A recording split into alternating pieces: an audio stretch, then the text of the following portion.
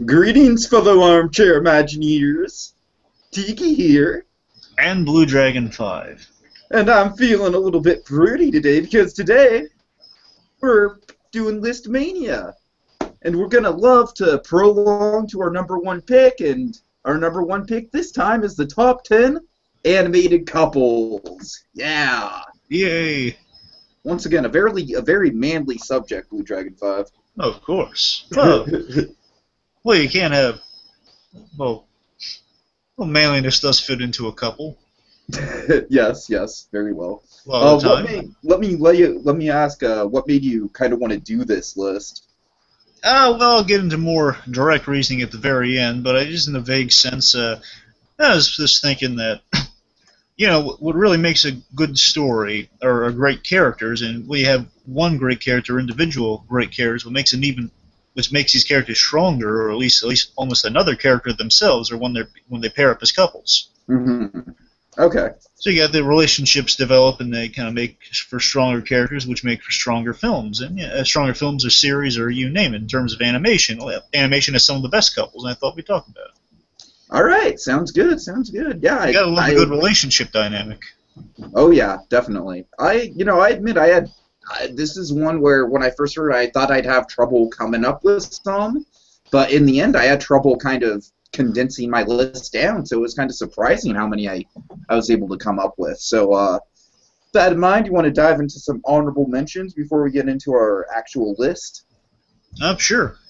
All right, well, I'll go ahead and go first with this, and then we can do the coin toss to decide who goes first on the actual list. All right. But, let's see, with my honorable mentions, the first two honorable mentions I wanted to mention, I kind of paired these together into one. Well, appropriate, given it's couples. Well, I mean, it's two couples. No. So. Double date. Yes. Actually, these two would make an adorably awkward double date, come to think of it. Oh, God. Okay. The Simpsons, I had to give The Simpsons some kind of love. I always like when they give Lisa romantic interest, and I think Lisa's had a lot of good storylines with her playing off of other people. Milhouse and her have had a lot of good Milhouse and her have a lot of good chemistry. Of course, you gotta love the Ralphie Wiggum one. I choose you. Gotta love it. Classic. God. But the one that I really had to go with was the classic story of the good girl falling for the bad guy, and so I went with the episode where she gets paired up with Nelson Muntz. I just love that chemistry. I think it's a really fun episode. I think it's really kind of adorable. It's like it's Lisa really kind of exploring something outside of her comfort zone for the first time, and kind of really kind of, because Lisa Simpson, she's a character that is very set in her ways, so to go after someone like Nelson, I don't know, the whole thing just felt very sweet to me. And then, other than that, this is going to be one of your favorites, Blue Dragon 5. Your favorite show in the world, Bob's Burgers. I don't hate Bob's Burgers, I'm just not crazy about it. All right, I kid. I got to give a shout out to Tina Belcher and Jimmy Pesto Jr. The kind of on again, off again, will they, won't they of the show. But what I love about this couple is that it's just so deliciously awkward. It's just like every time they're on screen together, it's like you can just feel just the painful, just social terribleness of their interactions with each other, but at the same time, it makes it like one of the most compelling plot lines of the whole show, just because it's so obvious that Jimmy Jr. basically doesn't want to have anything to do with Tina. It's obvious that he's not right for Tina, but Tina is just so persistent with it. But so I lumped those two in together. And then next we have, well, I have to throw in one classic Prince and Princess duo, so what the hell, I'm going to give Ariel and Eric some love. Mostly because I really like Prince Eric, and who can argue with a guy with Butler, and I really enjoy the parts of The Little Mermaid where they're getting to know each other, and Ariel's all in pantomime and whatnot. Good stuff. I know you don't like the Kiss the Girl song, it's one of my favorites, so there you go. I like me some Ariel and Prince Eric. And then finally, Blue Dragon 5, you'll actually like this one. Had a hard time keeping this off the top 10 list, I must admit. The only reason why I had to keep it off the top 10 list is that I didn't want this list to be kind of compromised of characters that have already been on previous lists. So with that in mind, Bulma and Vegeta. Oh, So that's a nice couple. Yeah, we talked a lot about them when we did the top 10 animated women, and we got to Bulma's entry. And so, yeah, I mean, it really is just like, it's just a great mix. It's like the most feisty person on the show ending up with just the most hardcore, stoic badass of the show. It's really a adorable chemistry. It is. I like the moments. We don't get that many with Bulma. No, and Vegeta, but I like the unfortunately. moments we do get. It's like they're both, like she shouts at the her lungs. So does Vegeta. It's adorable. They're made for each other. Indeed. All right, so your honorable mentions. Okay, my honorable mentions. My third honorable mention I put on there number 3 because I love this couple so much, but technically they're not a couple. Like Okay. I mean, at the end they get together. Oh, but if you're going to have a problem with them technically not being a couple or not, then I think you have a problem with several entries on my list. No, that's fine. Let me say this. I mean, this couple, they technically, it's very implied they got together. Okay. Heavily. It's implied. You can tell like they definitely have chemistry, and they have a definite relationship. It's from Kim Possible. It's Dr. Draken and Shigo. Oh, nice. Now, Good I one. love these two. They always have had a relationship, not exactly a romantic one, and at points here and there a little bit hints of romance, and at the end it does imply romance. Well, even from the very beginning, they definitely had chemistry with each other. I mean, you can't argue that. It's they have such a funny dynamic. Right. John DiMaggio and Nicole Sullivan. I love Nicole Sullivan, by the way. She's a very wonderful voice actress. A lot of people recognize her from the blonde friend from Kings of Queens. Oh, okay, right. That's what she's famous for. Anyway, I love the dynamic between us. The voice actors really bring their A game with those two. They're so funny together because you have Dr. Draken, who's like he's so sincere and wrapped up in his crazy schemes, and he's so silly. And he's like such an incompetent villain mixed with Shigo, who's so experienced, but she just doesn't care, and she's always making sarcastic barbs, and she grounds him in most. She takes the kid gloves off. She turns on the glowing hands, takes the kid gloves off, and she deflates his bubble. Right. Just to let him in how stupid the scheme is, or like what he's doing wrong, and why he's just zip it, Shigo, zip the lip. It's adorable like that. And you can tell there are some feelings there, like hints, and again here and there you got little hints of that, like the Christmas special. Like the Christmas special, basically he pays for her Christmas bonus or whatever, and like she like wouldn't answer his call when he's like trapped in the Arctic. Basically, oh, that's so nice. He paid for anything. Maybe I'll answer his call and see what's up. And then she rescues him. See, it's a nice little dynamic there. My favorite moment, the best one I'm going to mention real quick. Okay. Funniest thing ever is it's actually two things. It's when there's this episode where Kim Possible and Shigo get modulators on them. It basically alters their mood, and they get stuck in love mode. Oh, God. So she's head over heels in love, like cutesy in love with Dr. Draken. Dr. Draken's freaked out by it because she's obviously the man in the relationship. She's right. That's great. One. But she's so loving and she's so loving, and she's persistent. If you catch my meaning. Yeah. Oh, yeah. That's in itself is hilarious, and also my favorite one is it's a really simple thing, and this one's no mind control at all. It's just Dr. Draken. She goes going off on her own adventure. Dr. Draken's stuck at home at the lair, and he's trying to make a sandwich.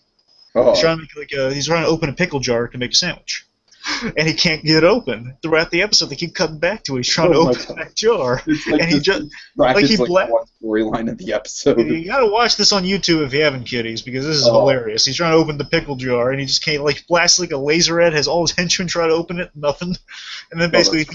He summons Shigo. He says, "Shigo, I have something very important. It's called Operation Gherkin." They get back there, and he basically says, "Okay, what's this big Operation Gherkin?" Dr. Draken says, he hands him the pickle jar. He says, "Really?" He says, "Seriously?" He says, "Really?" And he says, "Seriously, I've tried everything." He's so sincere when he says it. Seriously, I've tried everything. She opens it up like that. And then she just walks away, and he says, "Oh, sure, after I loosened it." Oh, wow. It just epitomizes their relationship. Right. Gotta love it. Honorable mention number 2, Danny Phantom and Sam Manson from Danny Phantom, the show. Okay, not something I'm familiar with. Oh, it's a great dynamic. My only complaint with this, the reason it's not really on there, is that they're friends throughout the series, and they get them together at the very end. Right, yeah, But it's one of like those things. the only problem I have with that relationship is that it's obvious that they have feelings. Like when the characters around them know that they have feelings for each other, and like they themselves have to realize that, that's kind of like, come on, guys, you're smart. Right. I mean, it's a great dynamic. I mean, they're like Sam Manson is a wonderful character. Like she grounds Danny's kind of idealism. She'll be the kind of that real voice telling him, like, look, Danny, you gotta think about how other people are feeling in this situation, and you yada yada yada. Or she'll really come through at the end in the situation. She's definitely not a damsel in distress. She's very competent, and she has her quirks too. So she's not completely straight laced. She's goth. She's not vegetarian, but the thing where you can't eat the things with the faces. Okay, you can't eat right. anything with a face on it. But she has her quirks, and they have good chemistry. Again, they're friends, and I guess realistically, I'm not a relationship expert by any means, but I guess it's like, how the friend transition from friend to girlfriend goes, or right, sure. relationship goes. So maybe that's realistic, but they don't get together till the very end. But they obviously have had chemistry and a real good bonding relationship. And overall, she's voiced by Grey DeLisle. How can I not put her on the list? How can I not put someone voiced by Grey DeLisle on this list? Of course. And last honorable mention, this one's a biggie. I really wanted to put this on the list, but just couldn't. Tarzan and Jane. Oh, good one. Yeah, it's a really good relationship. It's really close to being on the list, but it was a preference thing. Yeah, that's a tough one to narrow it down. Oh yeah, essentially just they have really good dynamic. They both have really strong arcs, and they really epitomize what you want in a relationship. In that you're going to hear us saying this throughout the whole thing, I suppose, like opposites attract, because they do start off as opposites. Yeah, right. They do start off as opposites, and together, the arc between those two of them, and they're becoming more well-rounded people. Tarzan's kind of the savage ape man, and she's the not exactly savage, but he's the jungle man, and she's like the prim and proper. And her big arc is that she stays with Tarzan, because I still hold firm that we see in that first scene, after her instinctual reaction, oh man, this guy's an ape man, I'm freaking out. Aside from that, she looks into his eyes, and she's focused on the eyes later on when she's drawing them. I think if she sees into the soul of this guy, and she really sees he's genuine, that's a reason she really likes him, is that Tarzan really doesn't know how to lie, but Tarzan doesn't even need to lie. He doesn't want to lie, and he's a very honest and genuine person. I think that's what she likes about him, and that's kind of why she stays, because he feels love. He feels love. This is the first human woman he's ever seen ever, and her instinct is to help him become a more rounded human being. And the funny twist is that she doesn't change him, but he changes her. Right. The lovely thing, and more so, is that in that TV series, I liked him in the TV series, Legend of Tarzan, because we actually see an animated Disney married couple, and they don't change his characters, but it's more she's kind of learning the ways of the jungle, and it's a sweet thing. Like all that stuff in the first movie, her teaching him how to be human, he's teaching her how to live in the jungle. It's cool. Right. Sweet relationship dynamic. I love those two together. All I could say about that is the moment where their hands touch, like right at her intro to Tarzan, is just still one of my favorite Disney moments. I think that's a little underrated. It's a very old school romantic moment when they do that. Really nice. All right, so now we move on to the actual list. So as always, we're going to flip with our Haunted Mansion coins. So we got the Mansion side up, or we got the Jack side up. So BlueDragonFive, call it in the air to go first. All right. Mansion. Mansion? I got Jack. Okay. All right, so my number 10, I don't know. This is going to be a bit of an issue because I definitely enjoy these kind of relationships where it's more one-sided, where one person is clearly more attracted to the other person. I very much enjoy stuff like that, so you're going to see that quite a bit on my list. So, that in mind, number 10, we got Lucy and Schroeder from the Peanuts. I'm so glad you put that on there because I was so mad I couldn't put any Peanuts characters on mine. All right, glad you approve. Glad you approve. Yeah, I mean, Peanuts, it's something near and dear to my heart. Charles Schultz lived in Santa Rosa, which is like 2 towns from me, for a majority of his life, I believe. So, Tiki, can I plug something on here real quick about Charles Schultz? Oh, yeah, sure. Yeah, you and everyone who is interested by Charles Schultz, you got to check the PBS documentary on Charles Schultz. Like, type in Charles Schultz, like in the comma long on YouTube, and you'll find it. It's a wonderful documentary. It will make you cry. It's well done. Mm-hmm. Just want to point that out there. And the thing I like about Charles Schultz is that he's definitely got this almost kind of a Bill Watterson-esque feel to him, where he's, it's a very kind of almost not quite cynical view of childhood, you know what I mean? Like, there's definitely like a hard edge to what he's writing, but it's not quite to the level of being straight up cynical. But everything he writes about, it's like, it's just very real world stuff. It's very it's coming from a place of truth. Right, exactly. And with that in mind, we have Lucy and Schroeder, who's just a perfect embodiment of that, because Lucy, it's like, she's like, what I love about this whole dynamic is that she is one of the most, the most diverse and active characters on the show. She's kind of the bully. She's also the entrepreneur of the group. She's the she's the therapist. She is very ambitious. You have to give her that. Yes. She'd make a great corporate executive. At the end of the day, all bets are off when she sees the hot guy with the piano. Well, chicks dig music. and Schroeder grew up to be John Williams. Oh my god. And yeah, I love Schroeder's character. Does that kid ever speak a line? Yeah, he does. Okay. Remember, he's always saying, "I'm not interested in you." Right. Much. Oh my god. I just love that dynamic. Like I said, I just think it's great. The comedy of her being way more interested in him than he is in her is just outstanding. One of the funniest moments with those two is in the Christmas special. Oh yeah. Where she's hitting on him and asking him to play Jingle Bells, and like it's the same song, but like different versions of Jingle Bells, and basically for little girls and toys, and basically this plays like the most cheesy, I guess like the most uninterested version, like with one finger, like it sounds like a toy piano. Usually it sounds like a giant orchestral instrument. Usually now exactly, yeah. Dun, dun, dun. She says, "That's it." Oh my god! Oh, that's lovely. That sums up their relationship to me. Exactly. Like he's so He's okay. You asked me to play music, I'll do that. I like music, and then she's like saying, "No, this version." He's so pissed off. And interesting thing about Lucy, real quick, blow your mind. A lot of the characters in Peanuts, as you can imagine, are modeled after Charles Schultz in his life. Mm-hmm. And actually, Lucy is modeled after Charles Schultz's ex-wife. Oh, okay. And I'm not sure how exact this is, but I guess if there are any future versions, I guess those two might have ended up together. Charlie Brown. Charlie Brown and Lucy, I guess, ideally would have been the ultimate end to the relationships and stuff. Weird. I would not have figured that. I guess that is kind of an Arnold Helga dynamic, but I'm just saying because in real life Lucy was modeled after his ex-wife. I guess that was like the ultimate end to things, and negative, if you will. But I guess that's the intended end to things, if there were an end. But thankfully there isn't. Interesting. All right, so you want to get on to your number 10? Okay, my number 10.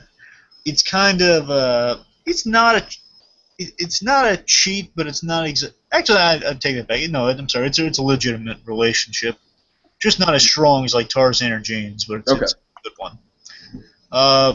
Number 10, Buzz Lightyear and Jessie the Cow. Oh, nice, of course. Now, I really like this relationship. That's why it's number 10, even though it's not really focused on that much. Let me elaborate. Honestly, that's kind of why I like it, though.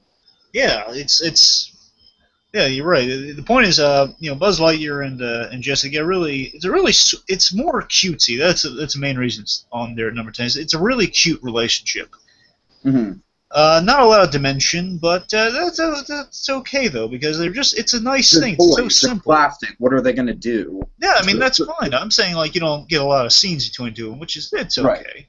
I'm not complaining at all. I'm saying what we get is fine with these two characters. I'm just saying that it's a cutesy thing where Buzz just he walks up to her one day and he says, "Hello, you have a lovely yarn." First of all, he saves her life along with Woody, which is good. Aw. Then he basically says, you have a lovely yarn full of hair. And it's like an earnest Buzz Lightyear moment. You gotta love.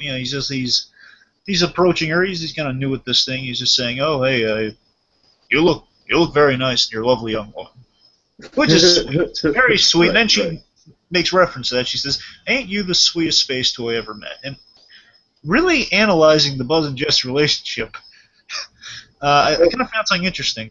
Believe it or not, this kind of relationship kind of epitomizes another reason the Prospector's wrong. Okay, right.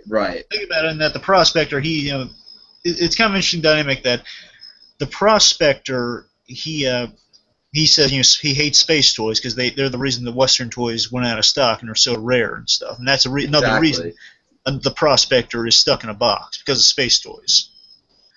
And I like how Jessie is not bothered by the fact that he's a space toy. And in that moment, you're right. I never even thought about that. I mean, that goes right back to the first one, even with Buzz and Woody's rivalry. Yeah, and another thing, I'm glad you mentioned. I was about to get to that. Mm-hmm. In the first Toy Story, this relationship also kind of epitomizes that great scene in the first Toy Story where Buzz is depressed and Woody kind of points out to him, "Hey, you're a Buzz Lightyear, the coolest toy around." And basically, Woody kind of saying, "I'm not a cool toy," and it's kind of neat that Jessie showcases that the Western toys can be as awesome as a Buzz Lightyear. In that moment, she does right after saying "Ain't you the sweetest space toy," where she does a cool Buzz Lightyear stunt. And that kind of shows, that shows, she's a great fit for Buzz, and that she can do all the cool stuff Buzz can do. And again, it just shows that she's not bothered by the fact that he's a space toy, because she sees in that moment that, hey, space toys is a nice guy. I shouldn't look past what it's not his fault. We're rare or whatnot. Sure. Yeah. Right. And later on, it's fine that they don't really advance him all that much. It's like they kind of left him in stasis in terms of Buzz is still shy about approaching Jessie and what they are. But at the end of Toy Story 3, they're holding hands and they're okay with things. That's fine. Have they gotten any development in the shorts at all? I mean, she turns in the Spanish mode here and there. She switches on Spanish mode. She switches on the Spanish mode, and a nice thing about the Buzz and Jessie relationship I like is that these two characters are devoted to each other, and it's kind of like it's an instinctual reaction. Like Jessie gets stuck and locked in a toolbox, and she's claustrophobic, and Buzz is all focused on we got to get her out of there. And when Jessie's in trouble, Buzz is in action mode. Right. So all of that's wonderful relationship. It just shows you it's a genuine relationship without really having a whole lot of development, but still allows us to communicate with the very little we get with these two, which is nice. Okay. They're plus I'm just saying they're so darn cute together. You gotta love them. Of course. Okay. All right, so my number 9. Oh God, this might be a little bit of a controversial pick, considering this couple basically derailed the entire series. But screw it. I love the actual movie that this couple came out of, and I think they are adorable in said movie. And I think the build-up was much worth it. So, number 9, we've got Jazz and Kira from Rugrats in Paris. Yeah. Oh, that's a good one. Yeah. Well, you got to admit, though, post Rugrats in Paris, Rugrats was a train wreck. You've got to admit that. I'm sorry. Say that again. I said post Rugrats in Paris, Rugrats, the series, was kind of a train wreck. It was definitely going downhill, and there was a point where it's just like, when they introduced that Harold kid, I hated it. Like, whatever his name was, the short kid with the red hair. Oh, God. Gee. Yeah. I hated that kid. I guess I liked him a little bit more all grown up, but I hated him as a kid. I really hated him. I hear you. But, I'm willing. Unfortunately, Rugrats is a show for me that doesn't hold up as well revisiting it, and that's just the. Well, I mean, that's the thing. It's like, I kind of wanted to go Stu and Dee Dee, but then, as you said, Dee Dee as a character really doesn't hold up. Yeah. I'd like to put Charlotte and Drew on there, but I mean, in essence, they're kind of a shitty example of a couple in general. However, I'm sorry, real quick. I was rewatching. I was watching. It was on TV. I was watching the original Rugrats movie, Mm-hmm. and I saw the moment where Drew gets really mad at Stu for losing his daughter, and he tackles him. It's a really funny moment. I love that. Drew's fun. I still love that line from Drew in the Rugrats movie where it's like, "Daddy, why do I have to go to Uncle Stu's house to watch Cindy Locke Holmes? I told you before, sweetie, because Daddy has to put in some extra hours at the office so Mommy's not ashamed about his quarterly earnings." Oh, that is. But in terms of this relationship, I'm glad you picked this because I love. Actually, she might be my favorite female Rugrats parent, Kira. Actually. Really? Higher than Betty? Yeah, I'll rank her higher than Betty. Betty's great, but I like. I love my Betty. I love my Betty. Betty's good. I think Betty's, again, if not for Chaz, is the most attentive parent. Definitely, yeah. But yeah, Kira was always a favorite of mine. Kira was a great addition to the Rugrats. I mean, she's a good contrast to the rest of the cast because it's like, she's actually competent and nice. Yeah, she was the only crazy.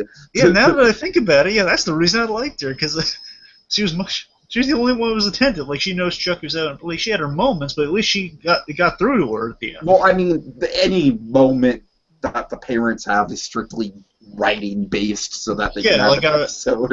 Like the moment where there's that episode where she washes the Whoopi. I forget what his name is, like the bear's name. Right, yeah. Yeah, I'm thinking of Batman the Animated Series because the bear's name in that is Whoopi, but more on that later. The point is the teddy bear, and she washes it and repairs him, puts him like a goofy band outfit. Right. Oh, and, I remember that. Yeah. And then at least she comes to a realization that, oh no, he doesn't like him that way, and she's a great. And she meant well too. Yeah. She didn't want to scare her. She's like, oh. She's the perfect match for Chaz because again, Chaz is also an attentive parent. They both care for Chucky, and she cares for Chucky as if he were her own. Because right now, basically, he is her own. And also, Kira also she came with a daughter previously. Mm-hmm. Kimmy, I'm not such a fan of Kimmy, but that's a different story. But the point is, so Chaz and Kira. Anything else? Yeah, I really, like I said, I mostly put them on there. I mean, there's definitely some good stuff with Kira in the series, but I mostly put them on there for their relationship in the actual movie. I think it's adorable. I think, there's that moment where they're both reciting the same poem and everything. I'm sorry. That poem was really cheesy when I saw that movie. It was cheesy, yeah, but that's the point. It's meant to be the most cheesy thing possible. It's all part of Chaz's character. Yeah. I really feel like this character is just a great payoff for one of the big storylines of the whole series, which is Chucky getting a mom. And I really feel like they did it really well, and I couldn't imagine anyone but her coming out of that whole thing. So I always liked the tragedy behind Chaz. I always thought that was interesting. Oh yeah. I mean, it just in general. I mean, we've talked about this before, but it's nice that Chaz old Rugrats very much has this dark edge to it. It's nice that Chaz got a reward. So did Chucky. It was something both the Finsters benefited from, and they got some light in their life. Replacement for the thing they've lost, and also I like kind of the introduction of the Japanese element to things. I like that Japanese wedding. Yeah, you're right. And it was so understated in the movies. Like, she was like a great character, and you kind of had an inkling that she was going to come back, but you didn't quite know until that poem moment. Sure. It was nice. She was always nice. She was the only attentive one there who. Yeah, it's like, I like how the whole movie, she's basically taking crap from Coco LaBouche, who's a great villain, by the way. By the way, I gotta say, Akira, though, you don't tell the villain your plan, because then she kicked her out of the car on the way to the wedding. Yeah, that was. But I like how she just immediately hops on a bike. Oh, that was great, though. Yeah, she's a go-getter. That woman. But yeah, it's like you could just tell. It's like she has probably not had the easiest life herself, and so yeah, it all works out really nicely. I just really like this dynamic. So Hey, that's about all I have to say. You think her husband died or was a deadbeat? What do you think? I don't know. I want to say maybe... Call me crazy. I want to say deadbeat. Deadbeat in the sense that he walked out on them? Yeah, I want to say that. I don't know why. I just get a sense that's kind of the vibe I'm getting, too, yeah. I'm just saying, that'd be kind of interesting if it was that's something you never really get in children's cartoons. It'd be kind of interesting. Right. It'd counteract Chaz. Chaz would be such an easy-going guy, and maybe a guy who walked out on him. Right. Indeed. Anyway. Indeed. And remember, the girl doesn't know her father, so... yeah, that's true. That's very true. Okay, so let's see, what are you on? Okay, number 9? You're number 9. Okay, yeah. Okay, number 9. This is a pick from Disney. Kristoff and Anna. All right. Now, again, this is really tough, because I want to put Tarzan and Jane on there, but I don't know. I really like these two together. Again, I had to put as long as I got Tarzan and Jane on the list. But I'm gonna go ahead and refer back to the Facebook meme on Frozen that I saw. Anna is introducing Kristoff to Elsa, and Elsa's just like, no, and then Anna's like, but I knew him for 2 days this time. No. You froze the kingdom. No, but in all honesty, yeah, it is a very adorable relationship. Yeah. No, I really love the chemistry. It's a realistic. Don't get me wrong. As great as Tarzan and Jane is, it's very movie-like. You kind of know, okay, well, these two are kind of fated to be together. This one, they kind of could have gone without it. Yeah, I mean, actually, I think it was kind of up in the air whether or not she was going to get together with Hans until, Yeah. I mean, I don't know. I think by the point of the Fixer Upper song, it was pretty, like, beat it over your head obvious. Yeah. The point is, Kristoff and they have really fun reports. Like, he's the guy, he's poking logic into the holes of her life, which again are coming from this place of she's been alone all these years, really, because without her sister. Mm-hmm. No, it's like he has a lot of funny dialogue. They both have entertainment in their own right. They both are entertaining characters in their own right. Oh yes, you gotta love how Kristoff. I love the whole dynamic of the talking animal that they introduced into Frozen. Oh yeah. Oh god. But so many Disney cliches just get turned on its head in Frozen in such a delightful way. Yeah, it's just like one of the great scenes is like when Anna makes that deal with Kristoff about taking her up the mountain, and it's just like she throws the carrot. It's a real cute moment. She throws the carrots and like it clocks him on the head. She says, "Oh, sorry," but then she's like looking serious, like, "Oh no, I mean now. We're going now." It's really sweet, and then like the moments. There's many moments I like between these two, and they seem like they have an instant bond of friendship going for them, and then just like you can see the inklings of romance, like the little bit where like he lifts her out of the snow, like ask if her head's okay, and it's like even a funny moment of like saying, "You have white in your hair." Is it bad? No. You hesitated. Yeah, it's funny stuff, and then by the time you can buy. Again, it's very very little time that passes, but the performances and the story is so good that you can buy that he truly does care. Because it's like they pretty much spend the same amount of like physical time together as her and Hans do. No, he spends more time with her than Hans. Well, okay, let's see. Let's map this out.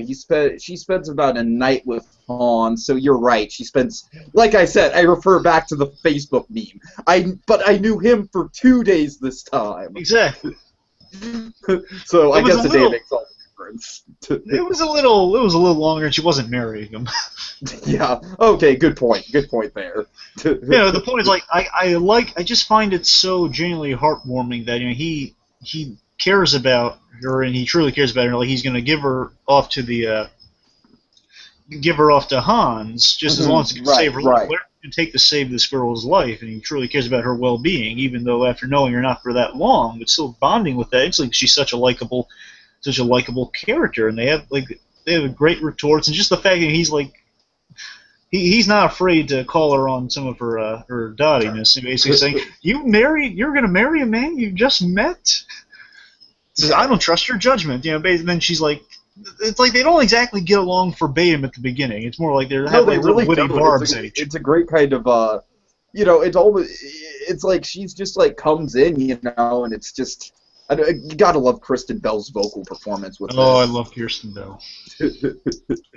It's just they have such a natural chemistry. It feels like such a natural chemistry. It feels so realistic. I guess that's the reason it's above Tarzan. It feels so realistic, where it's like a little more like fictional lovey with Tarzan and Jane. Sure, I hear you. Definitely. It's great. It's valid, but still, I mean, just first off, man, it's just such a natural chemistry. You buy by the end of this.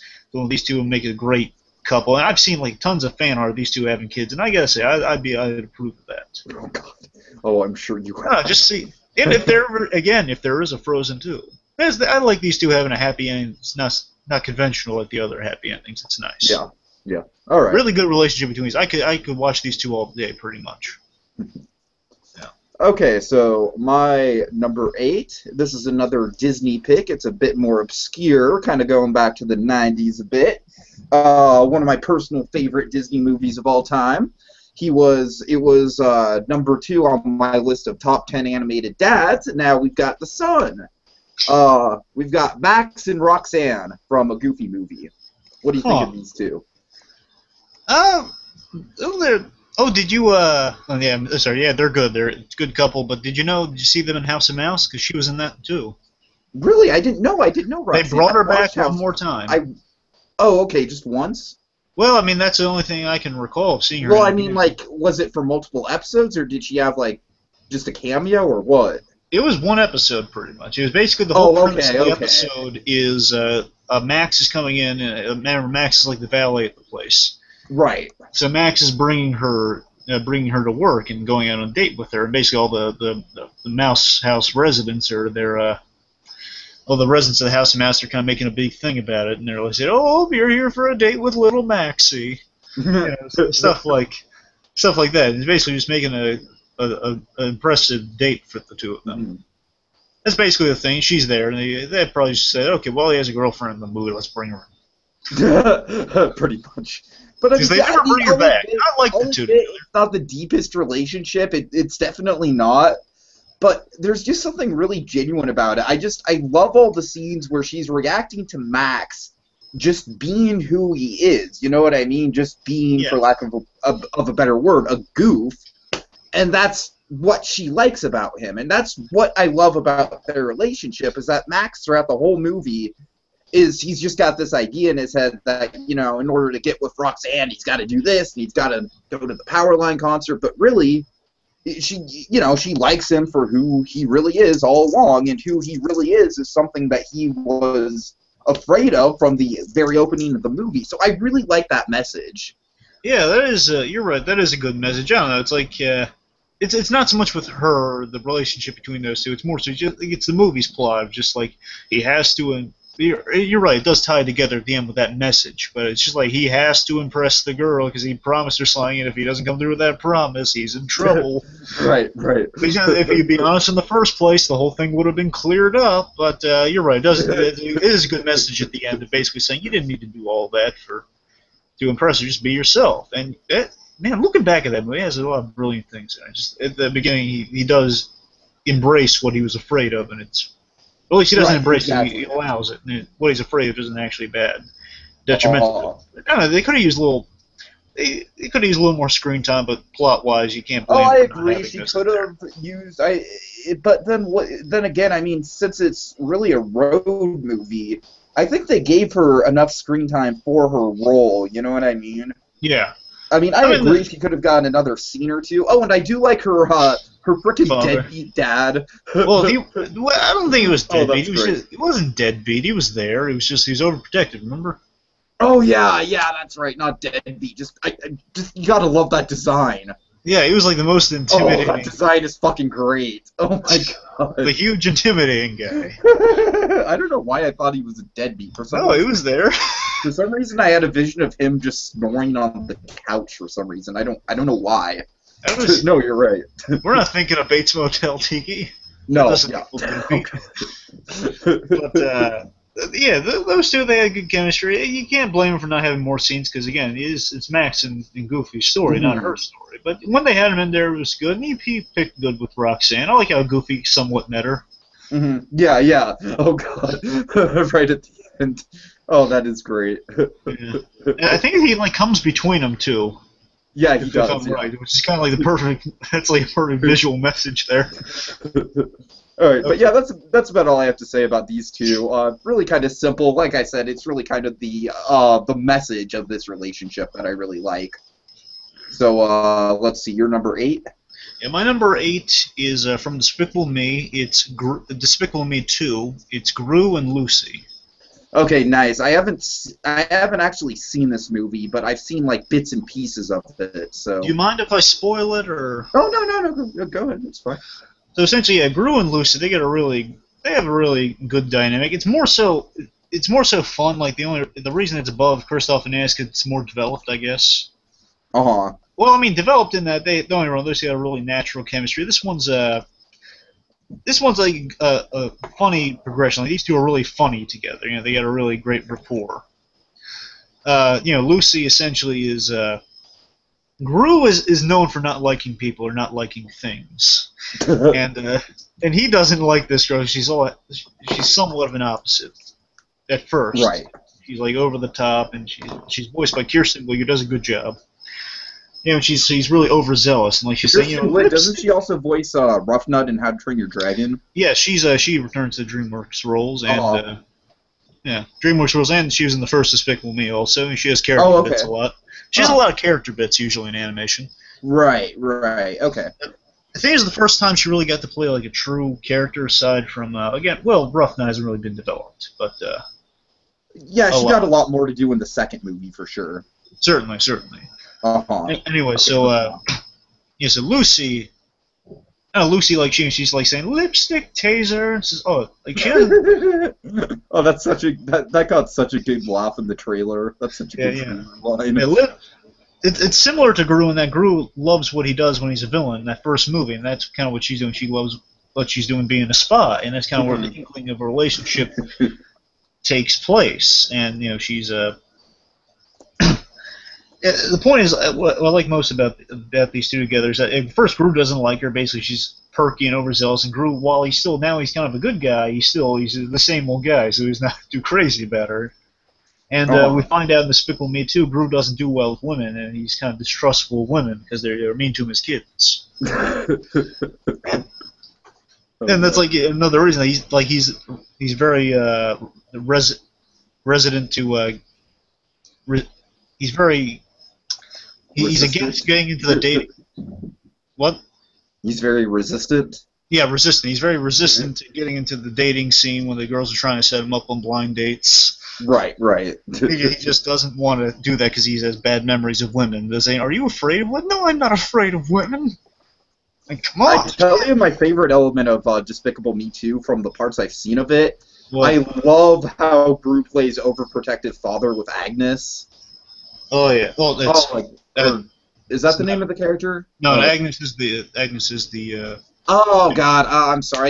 I get Margot. Yours is Margot. Margot. Yeah. I love that element of his character. I think that's a great development.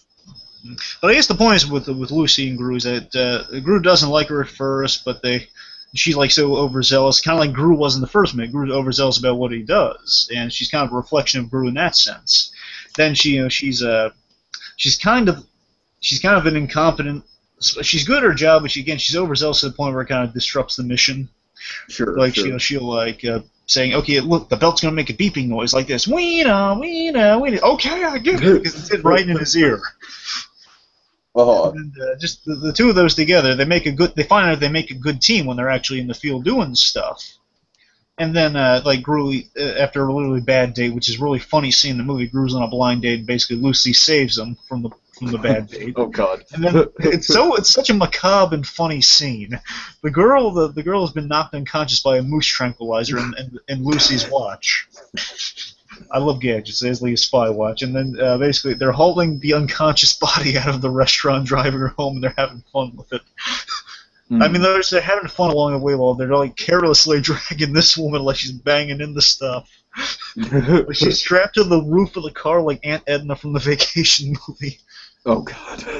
It's so funny, and they bond over that. And they basically Gru saying, "Yeah, she's not all bad. You know, I like it." And then a relationship develops, and it's a little convenient for plot's sake that now they're together. But you get a sense they do. Like the action, the comedy, and the characters really sell you on that. In the movie, not much I can say. They do get married in the end, so there is definitely a bond. They do go on dates. It's a funny thing where they said they went on 163 dates after the end of the movie where they agreed to go on the first date. And it says now they're getting married. After Gru got to the point where he realized he does like her, and then they really have a good. They're fun together. They're out their personalities that are together, and they like being in each other's company. It's a good relationship. It's fun. Very fun relationship to put it like that. Okay. Well, like I said, I wish I had more to say. I just haven't actually seen the movie. So, all right. So let's see. My number 7. Oh God, this is this show, man. This show. This was like. Essentially, my equivalent to My Little Pony Friendship is Magic for me. It was a show that was made entirely for preteen girls, and I ate it up. I love the characters, I love the interactions, I love the offbeat humor in it. It had a really good sense of development to it. I'm talking about As Told by Ginger, everyone. Oh, I watched that show. I was a big As Told by Ginger fan. I really was. It was one of the big shows for me in Nickelodeon. And I always was so embarrassed about it because I was always just like, oh my God, this is such a girls' show. But anyways, you know, Great Delisle's almost voiced Ginger. She was in the running for that, but then she voices like she voiced Hubsley or the one kid with the hood. Oh, Hoodsy. Yeah, Hoodsy. Yeah, oh, okay. Oh, that's interesting. That's funny. She voices him because she couldn't get the part of Ginger, which she really wanted. yeah. But of course, the relationship in this show I'm talking about is Ginger Foutley and Darren Patterson. Now, keep in mind, I think it's worth noting that this relationship is definitely not anything. It's entirely platonic. Sorry, Tiki, remind me, did you say Darren Patterson? Yeah, Darren. Remind me, Darren, I remember a few boyfriends. You have to remind me. The kid with the headgear? Was he, I'm trying to think, was he the black kid with the hair? Yeah. Okay, so that making sure that's what I thought. Okay, so that's Darren, because he okay, go ahead, I get you now, go ahead. Okay, so basically with these two, they have an incredibly strong bond that you see throughout the course of the series. They're just like, basically like attached to each other at the hip. They're always doing things for each other, always helping each other out. Darren is kind of like, he's kind of like the guy that just comes in and he's always just a level-headed one of the bunch. And he's like that teen character. He's always in the window. He always makes his way to that window. Exactly. What is with that? It's like you see that all the time in those teen shows where they're always in the window. The one I always remember is Clarissa Explains It All. She had the friend that would climb up. I don't even remember that kid's name. I just remember that would happen. Oh God. But yeah. They explored the relationship between Ginger and Darren in one episode where they went on a date. And it just kind of, they came to the realization that, it's like being anything more than platonic best friends would kind of ruin what they had. And so for that reason, that is why they are on this list for me, is that they're definitely a platonic couple, but I consider them still a couple because they are just they're just the best of friends, and they're so tight with each other. They do anything for each other. And I just love that camaraderie. And it's just really sweet, really touching throughout the entire run of the show.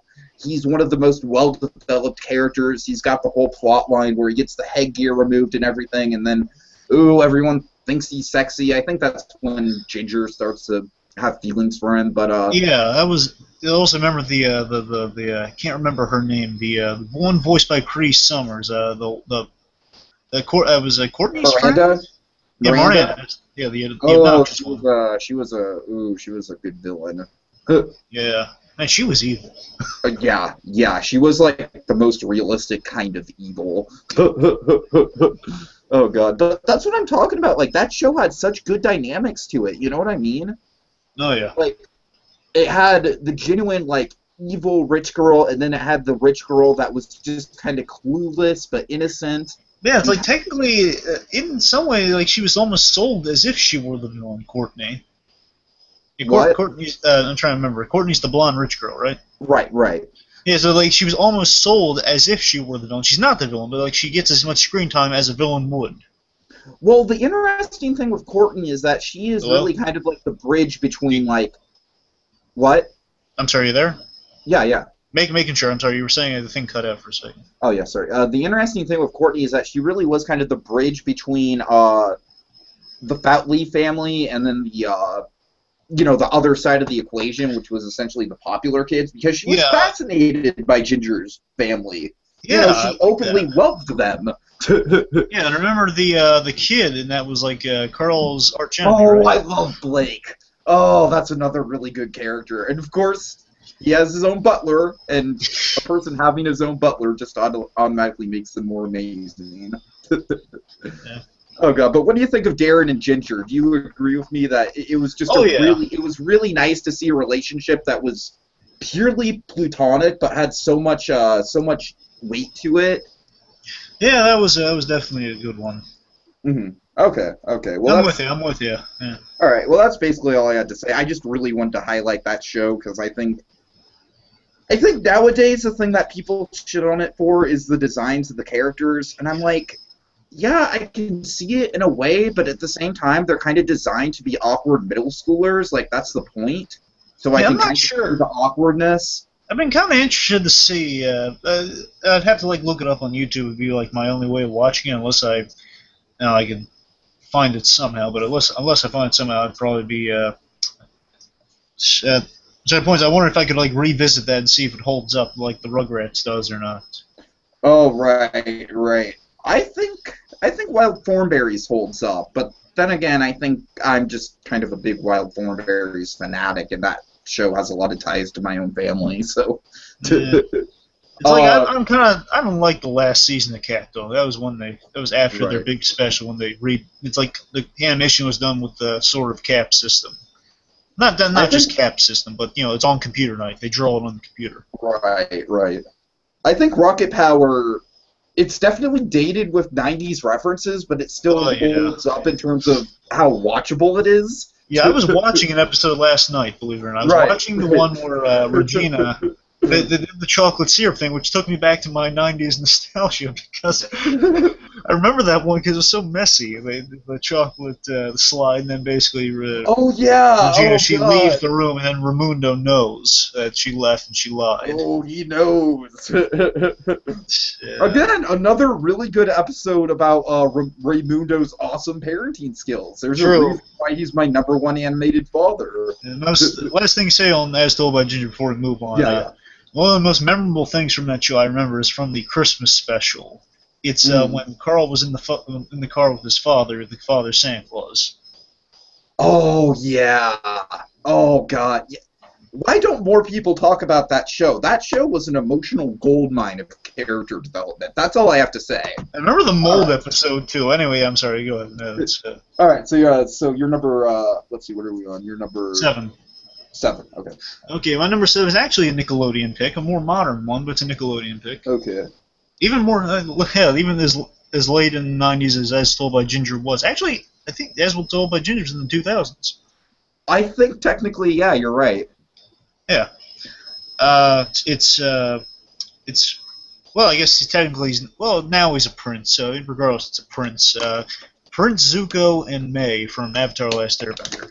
Oh, I knew you'd get one Avatar couple on there. I know. Now the thing is, I'm going to make the same about the Avatar couples. A lot of people are, I believe the term is shippers, relationshippers. I can't begrudge them because I, to a degree, am one too. I appreciate it. I don't really go nuts for them.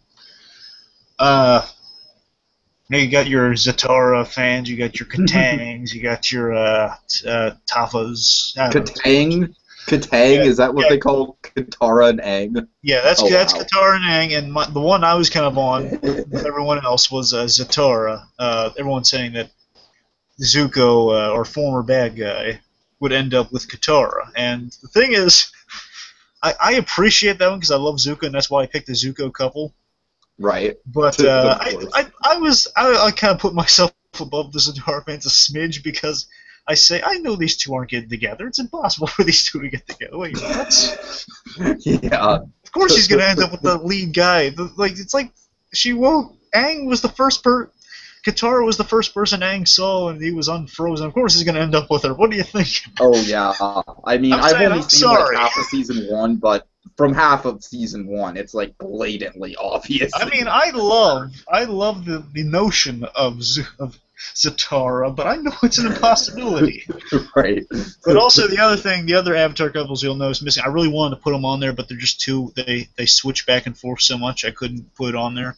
Is in Legend of Korra. Legend of Korra, they got couples that switch. It's Korra and Mako, Korra and Bolin. It's my favorite. One of my favorite ones that was almost going to be on here was Mako and Asami. I love those two, but I put this one there because this is a definite one. Okay. Anyway, so yeah, Zuko. I love Zuko and May. May was his girlfriend, and she stayed the girlfriend despite some Katara teases here and there. They had their moments. But, yeah, May is a really fun character because May was always the kind of the dour one of Azula's three groups of almost assassins. They're not exactly assassins, but her hench group. Right. It was Azula, Ty Lee. Ty Lee's the gymnast with the paralyzed bending method. It's like she can paralyze benders. And then May was the knife thrower. Okay. And yeah, May was always really cool. She was like dour. She came from a line of. She wasn't like when one of the Earth Kingdoms took over, not the big one, not Ba Sing Se, but one of them. Her father ruled it, like he was like some sort of like a governor or something. He worked under the Fire Lord and ruled over this town pretty much. Over this kingdom, this one kingdom called Umashu. Right. And essentially, she was there and she was unimpressed, and she's just kind of waiting. And she has a family. She doesn't really care. She's just always very dour and gloomy, but you kind of like her. She has this dry, sardonic wit about her. Is it kind of like a Raven style character? Kind of like a Raven style character. Now okay, cool. It's kind of like a Raven mixed with Sam from Danny Phantom. Okay, I haven't seen Danny Phantom, but yeah, but pretty much it is. She's dour. Yeah, you're right. It is pretty much Raven. She makes her great sarcastic remarks in her delivery, and it's really, really funny. And the point is, like, Ty Lee's like her best friend, and Ty Lee's all happy and chipper, and that's where the dynamic comes from. Basically, just one funny bit to highlight is they're trying to come up with a word to describe like patches of fur that have been left as a trap. Basically, says they're clumps. And basically, they finally discover it's like mushy. No, not mushy. It's like it's bushels. It's a grouping. Just clumps. They're clumps. And she hugs her. And then like May just like rolls her eyes, and that's just the dynamic of May in a nutshell. The point is, the gag was that we see in a flashback that May has a crush on Zuko. Okay. Like, she blushes when Zuko comes around. Like, Azula trying to mess with Zuko and May. She basically says, "Hey, Mother, can Zuko play with us?" And again, the wonderful Grey Delisle's voicing Azula. I'm doing it no justice, but it says, "Mother, can you make Zuko play with us?" And says, "I'm not playing cartwheels with you. You can't play cartwheels, dummy. It's not a game." The point is, they put an apple on May's head with a fountain behind her. And basically you firebend the apple off her head, but Zula does it on purpose, that she lights the apple on fire, and then Zuko knocks her down into the lake, into the fountain, I mean, to put out the fire. Right. And, it's like, now they're all wet and in the fountain, they're all laughing. Laughing at her. The point is, like, May had basically, Zula saw an opportunity, May has a crush on Zuko, and they pay that off, because later on when Zuko is re-welcomed into the Fire Nation, Sure. they become an instant couple, and there's definitely some love there. You get some tender moments you don't really see in kids' animation that much. Like, they're kissing each other, they're sitting on the couch, right. Like he basically says he gets her fruit tarts. He takes advantage of the fact that he's a prince.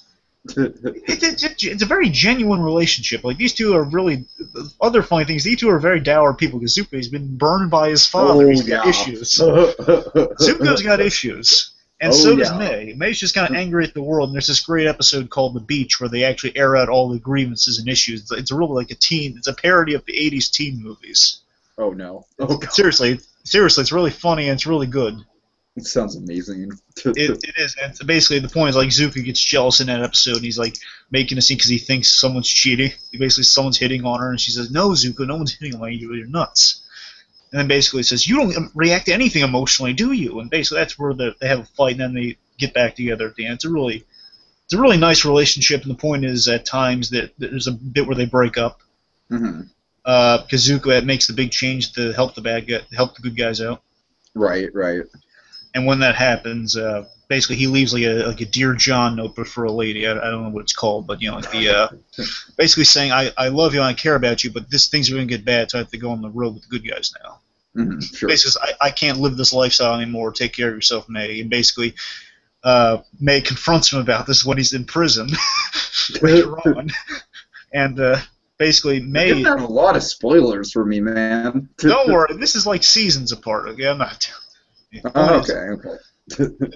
Last thing I'll say. The point is, at some point she confronts him again, and she says, and she's, "You ever break up with me again, I'll kill you." And like Zuko gives it's a really nice relationship. These two, they have their ups and downs. They're gloomy people. They really do love each other, and they enjoy their happy moments. It's a sweet relationship. It's something you don't see every day. It's really sweet.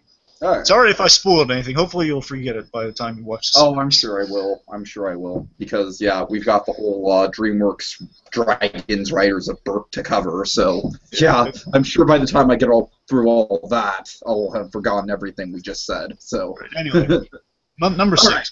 Right. So, yes, my number 6.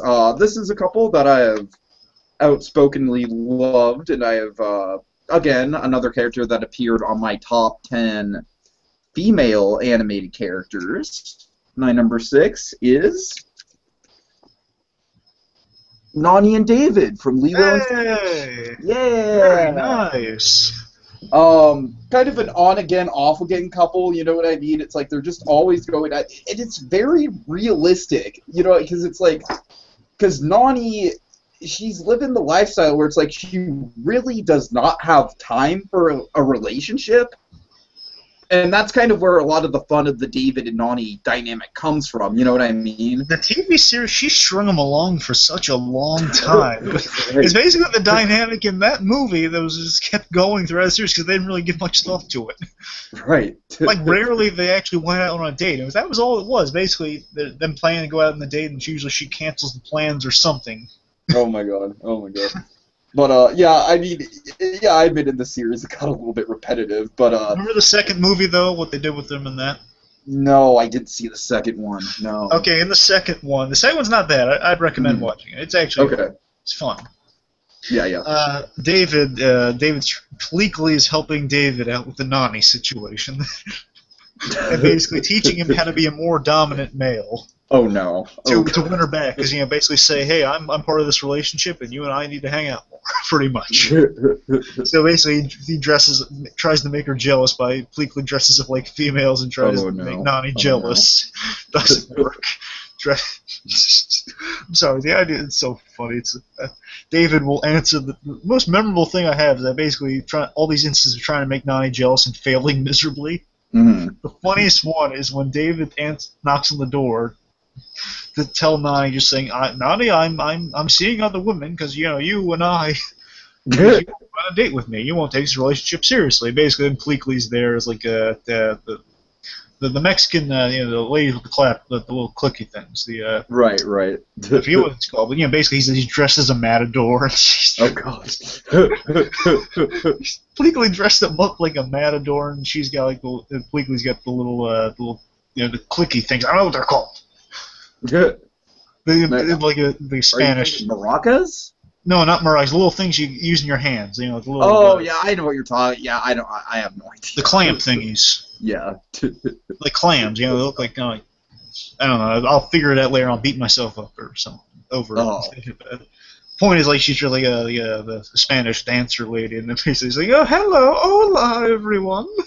It's amazing. And then Nana throws him a bone by the end and just says, "Oh, hey, let's go on a date." Yeah, it's funny dynamic. I'm sorry, you were saying. Yeah, well, like I said, I just like their kind of dynamic in the movie. It's like David, he's just like such a laid-back, chill guy. It's like he's so normal, and he's there for you when you need him. Oh yeah, oh sure, but that's what I like about it. It's just like he doesn't have any sort of like outlandish character trait, like for example with Kristoff. Kristoff's outlandish character trait is his relationship with his with his reindeer. But David, outside of just being kind of a quirky stoner bro, you know what I mean? He's not a stoner. He's dancing with fire, man. You can't convince me that man's not a stoner, but that's another issue. Anyway, oh God. I tell you one thing I love. I love how David is so wise and truthful.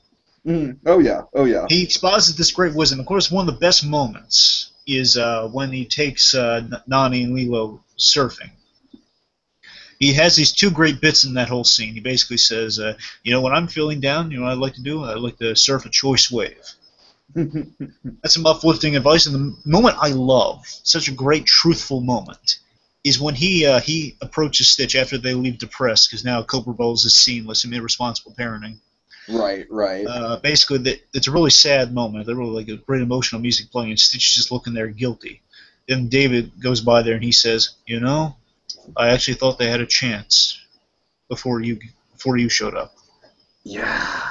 Oh, and that God. Was such a. And then I love how David pulls him out of the fire in that third act. But of course, it literally puts him into the fire a moment later. But with the fire, the fire engines go into the house and they're being destroyed. But remember, he finds her a job. Right. In the nick of time. Good for David. She says, "What can I do to repay you?" I said, "You could date me."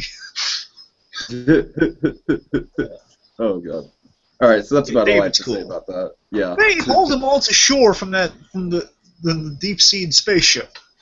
Right. Even he got Gantu on the shore. How did he do that? Yeah, I don't know. That's a good question, actually. I love it. You don't explain it. Oh God! All right, so you're number 6. My number 6 is a biggie. It's Wall-E and Eve. Oh, nice. Of course. It's one of the best romances in cinema history. Yeah, for sure. Not going to argue with that. I'm not saying it's like a Brett and Scarlett thing, but it's really good. Mm-hmm. Going with the win for those not familiar. Anyway, Wall-E and Eve. It's such. We've mentioned genuine enough in terms of relationships. This one's the most genuine because Wall-E. We see Wall-E. He's been doing what he's good at for 700 years now. Been alone, except for his little cockroach pet. He's been completely alone. He's kind of longing for something more. He doesn't know quite what, and the only inkling he gets of romance is from a Hello Dolly tape. Oh, that's such a great idea. It is. It's such a brilliant. I want to say, forgive me if I'm overly praising this, which I think is impossible, but it kind of epitomizes what true love and romance is. Almost, it strips it away to if two robots can experience human emotion better than a lot of films will show. What more can you say? Exactly. Yeah, that's a good point. Yeah, right. It's a testament to what true romance is. That Wally, he sees just the basic inkling of just the humble idea of romance is basically having a hand to hold. Hello, Dolly. You see, he's having a hand to hold, and basically it says, "Before time runs out," that whole thing. And it just takes him up. Then Eve comes down there, like this angel from above almost, and then he's so entranced by her. It's like the first female robot he's ever seen ever. Or at least in 700 years, perhaps. I don't know if there were female Wall-E right. units or not. But, that's one of the dark things about Wall-E is that when you think about it, like, he is, like, the last thing left on that planet. Like, oh, yeah. And the cockroach. A bunch of robots must have died. There must have been some kind of robot holocaust somewhere. Well, you saw all the dead Wall-Es. Right. Oh God, that movie is just. It's a straight up Dawn. It's like Pixar's Dawn Bluth movie. I would say it's almost like it's kind of a Christopher Nolan Pixar movie, also. I'm gonna go more towards Bluth, but I see what you're saying with Nolan too. Yeah. I don't know. I'm saying it's more. I guess I say Nolan because I'm thinking Interstellar because I'm watching the music for the trailer a lot. I've been listening to the music to that thing a lot.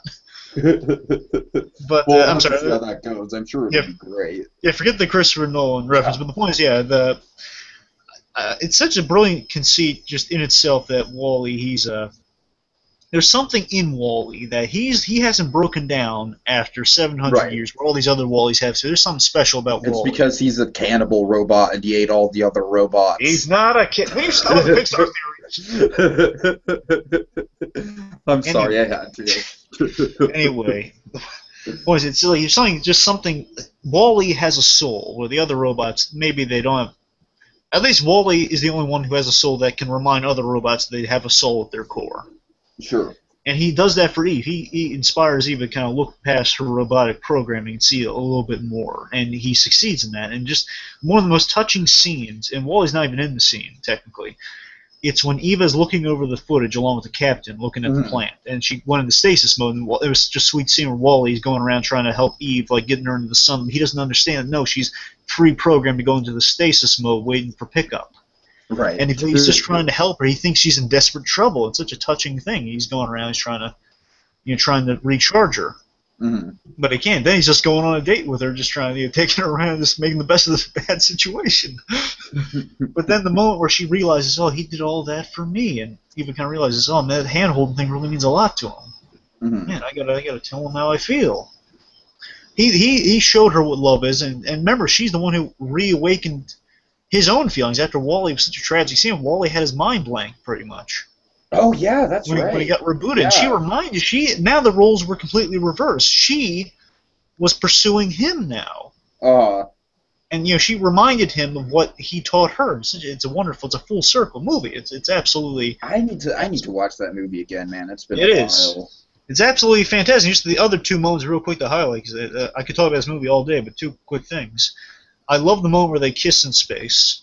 The little zap of electricity. Is amazing. Oh yeah. It is. And like Wally's on top of the world. She laughs. This robot has the ability to laugh and just she's like it's the thing I just say that kind of sums it all up. The relationship between these two is that he says her name wrong and she laughs.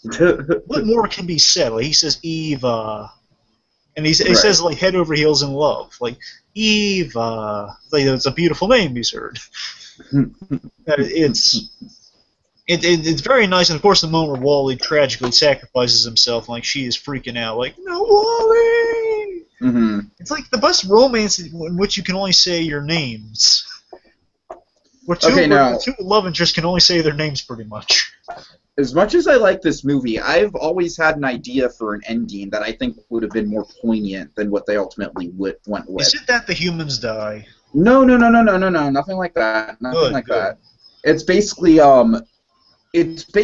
like after Eve kind of freaks out and does everything she can to revive Wall-E, and she kind of gives up, right? And she's like walking her way.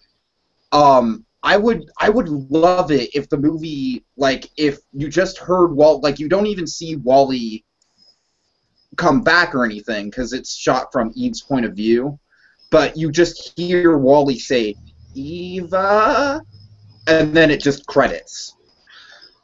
I don't know. I think you want them to hold hands.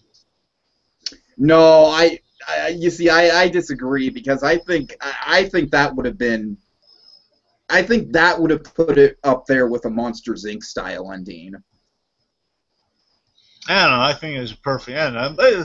Fair enough. I see what you mean. That could be cool, but I still think you need that handhold. You need Wally to get what he wants in the end of that film. He wants to hold hands with Eva, and he doesn't do it until the very end of the movie. All right, yeah, fair enough. Anyway. You got me there with the hand holding. All right, sure enough. Yeah. Anyway, so the point is just it's kind of interesting. They have like comics for Wally, like what happened after Wally. I've never read any of them. I wonder if they're any good. Oh, don't give Pixar any ideas. No, I mean like they have like the comics. That's all you need for it. I mean, the Incredibles. No, I know. I'm just saying. Don't give Pixar any ideas. All right, fair enough. Oh God. Yeah. Well, they are making sequels now. Anyway, yeah, but yeah, Wally and Eve just the perfect relationship without any humans in it. Oh yeah. Like it's the most emotional relationship you'll see when the characters can only say their first names. Or just say their names. That's pretty much the most romantic film where the characters can only say names. What would happen if Groot got a love interest? It would probably be like... I wonder what the female Groot name would be. If it could be hilarious if he just fell in love with the stump. Oh God. It's kind of like one of those kind of oddball relationships where he just falls in love with just some wooden object, preferably like a stump, and he just doesn't know. It's like an inanimate stump, like not alien or anything. Or throughout the movie, he's like going around it with like googly eyes, like I am Groot.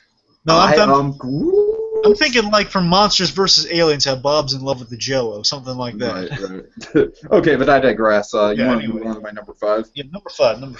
All right, so my number 5. This is definitely comes at the wake of the totally forgetting this character on the top 10 animated fathers. So here to make up for that, we have bam, Hank Pig Hill, King of the Hill.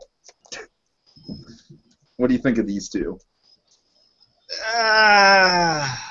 Nah, you're not too high on them? Well, I mean, I've seen King of the Hill, and it's just usually the dynamic kind of...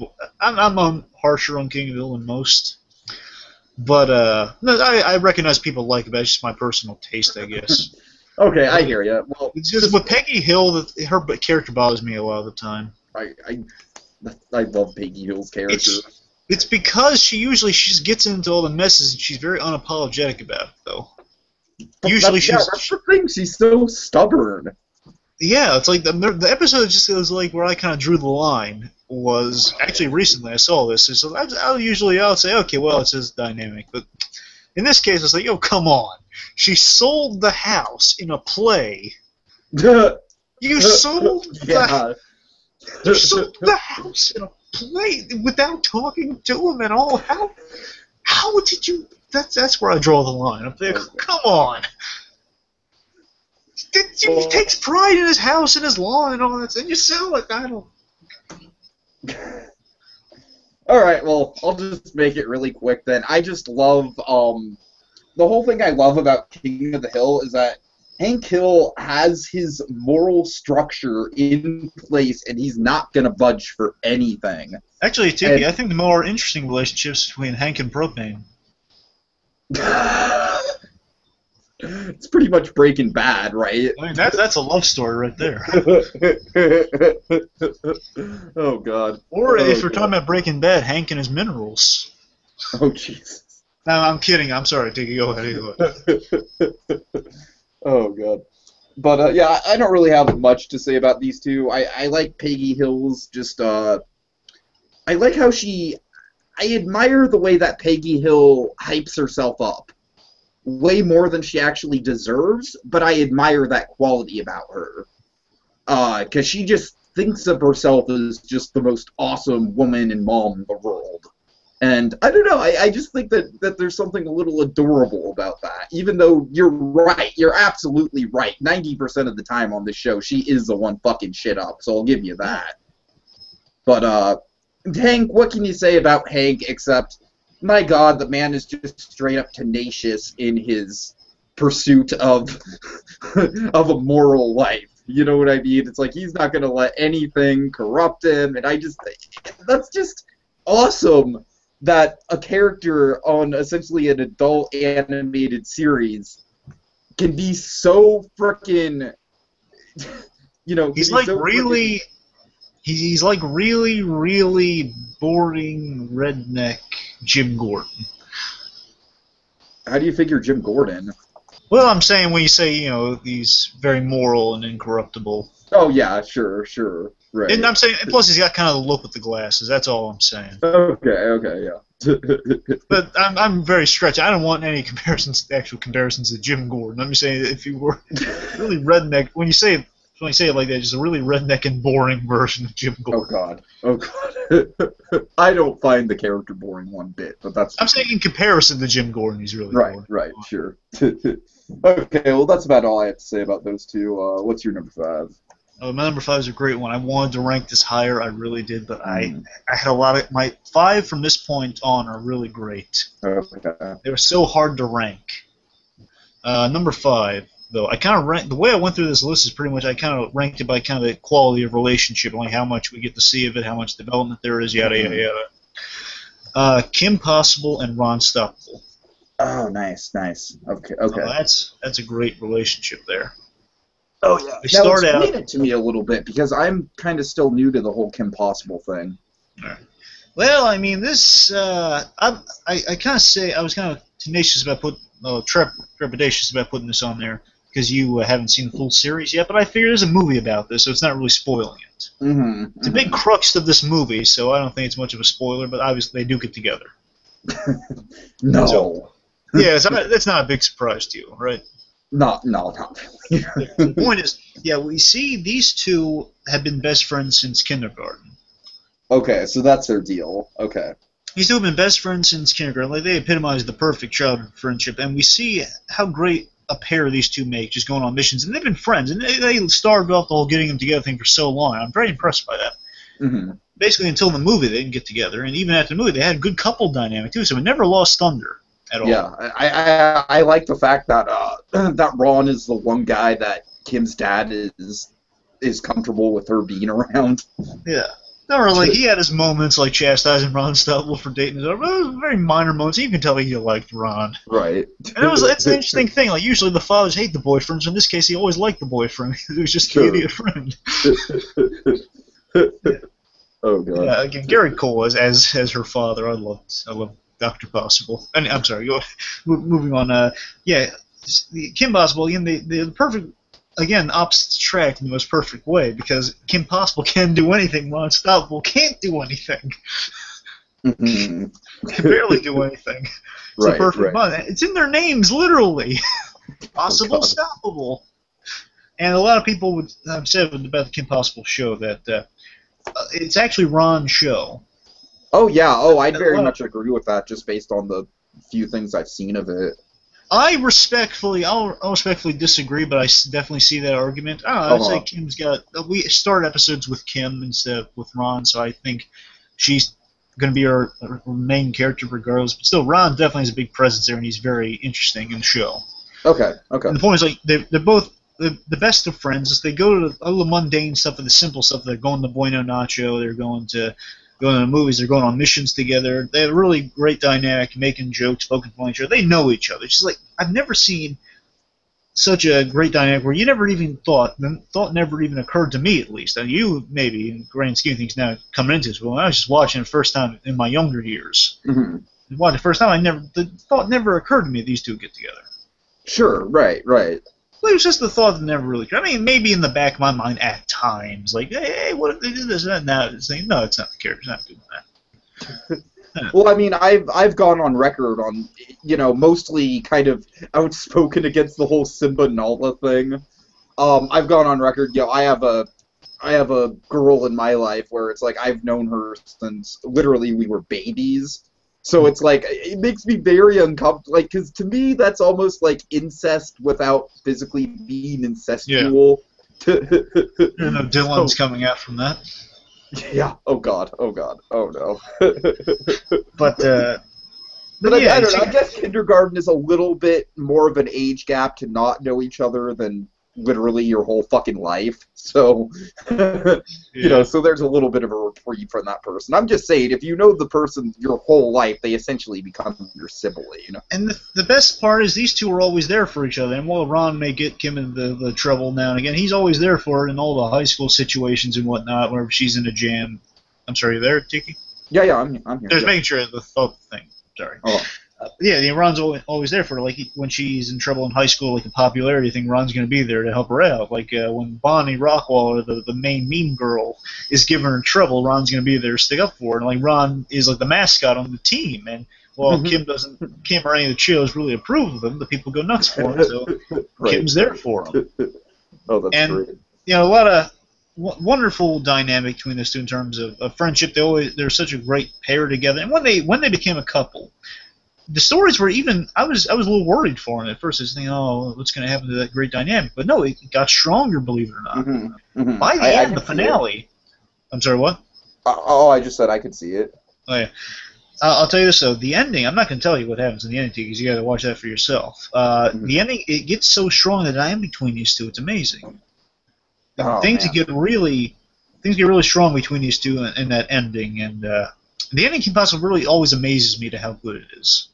Okay, well, it just makes me want to watch the whole series. The show. Right. But anyway, so dying between two is great, even after when they become a couple. Good stuff. All right, very for fun. sure. Okay. A big mark of my nostalgic childhood. These two together. Oh yeah.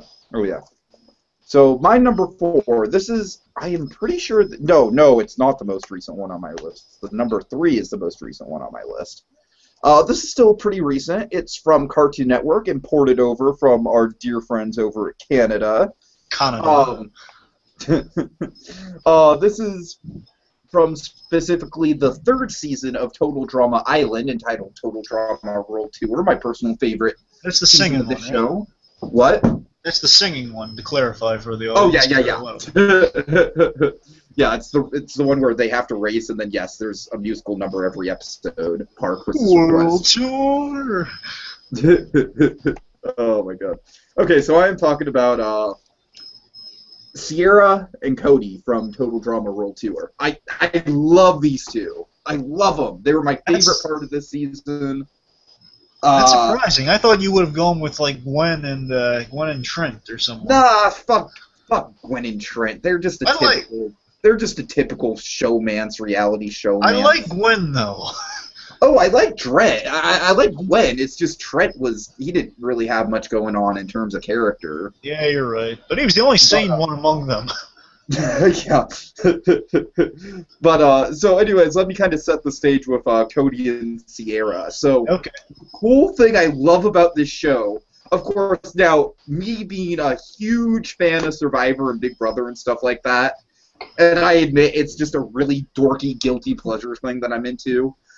So me being a huge fan of stuff like that, I just instantly got into Total Drama Island. I just loved it.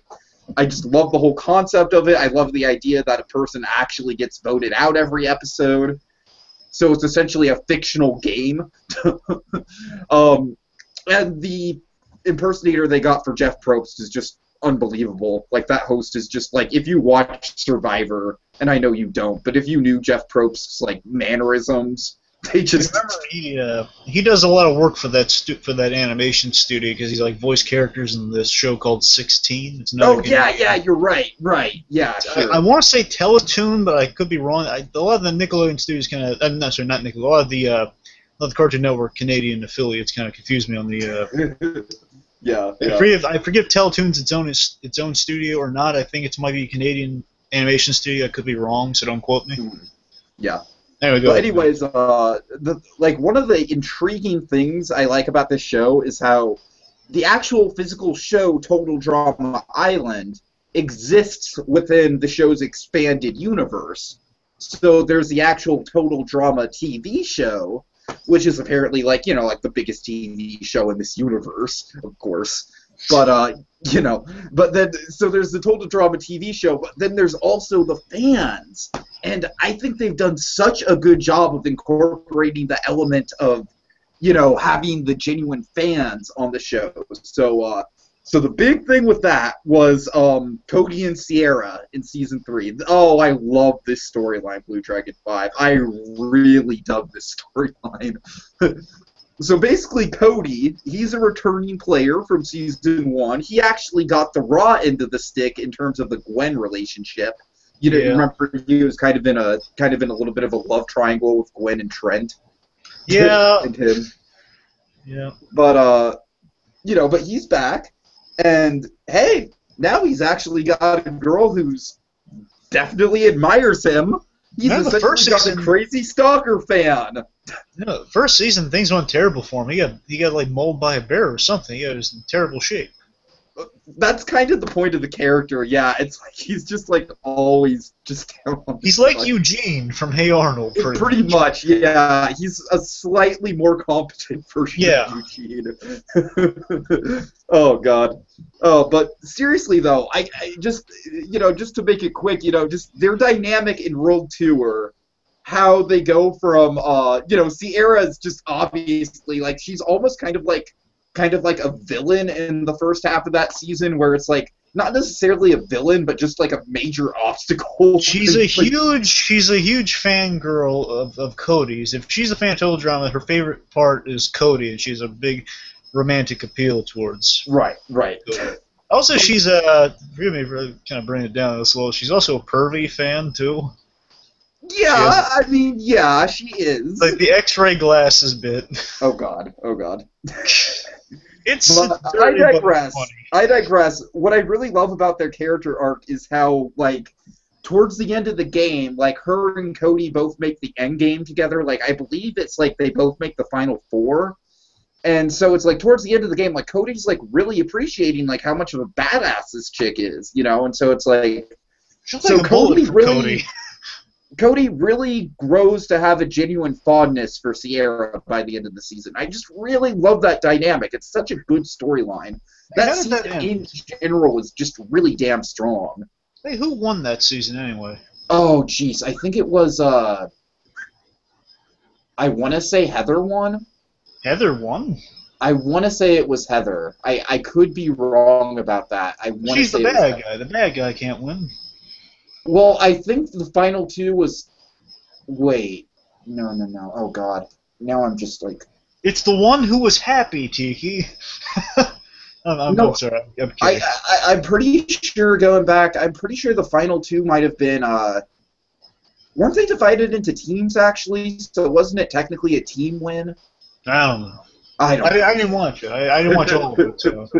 Oh God. They went so long with the toe drum lines. I've lost track and I gave up.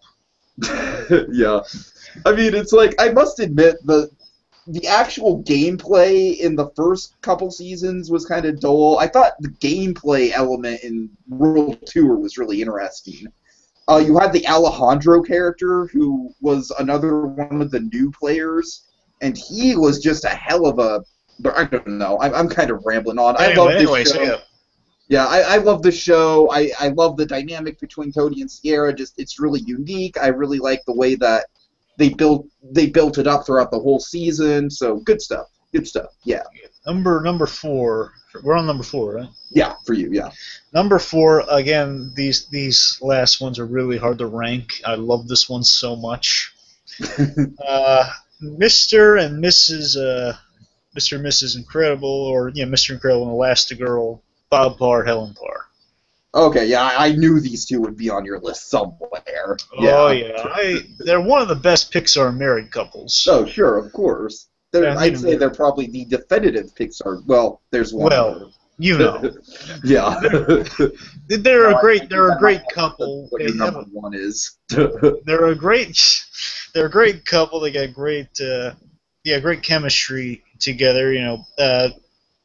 It's so great.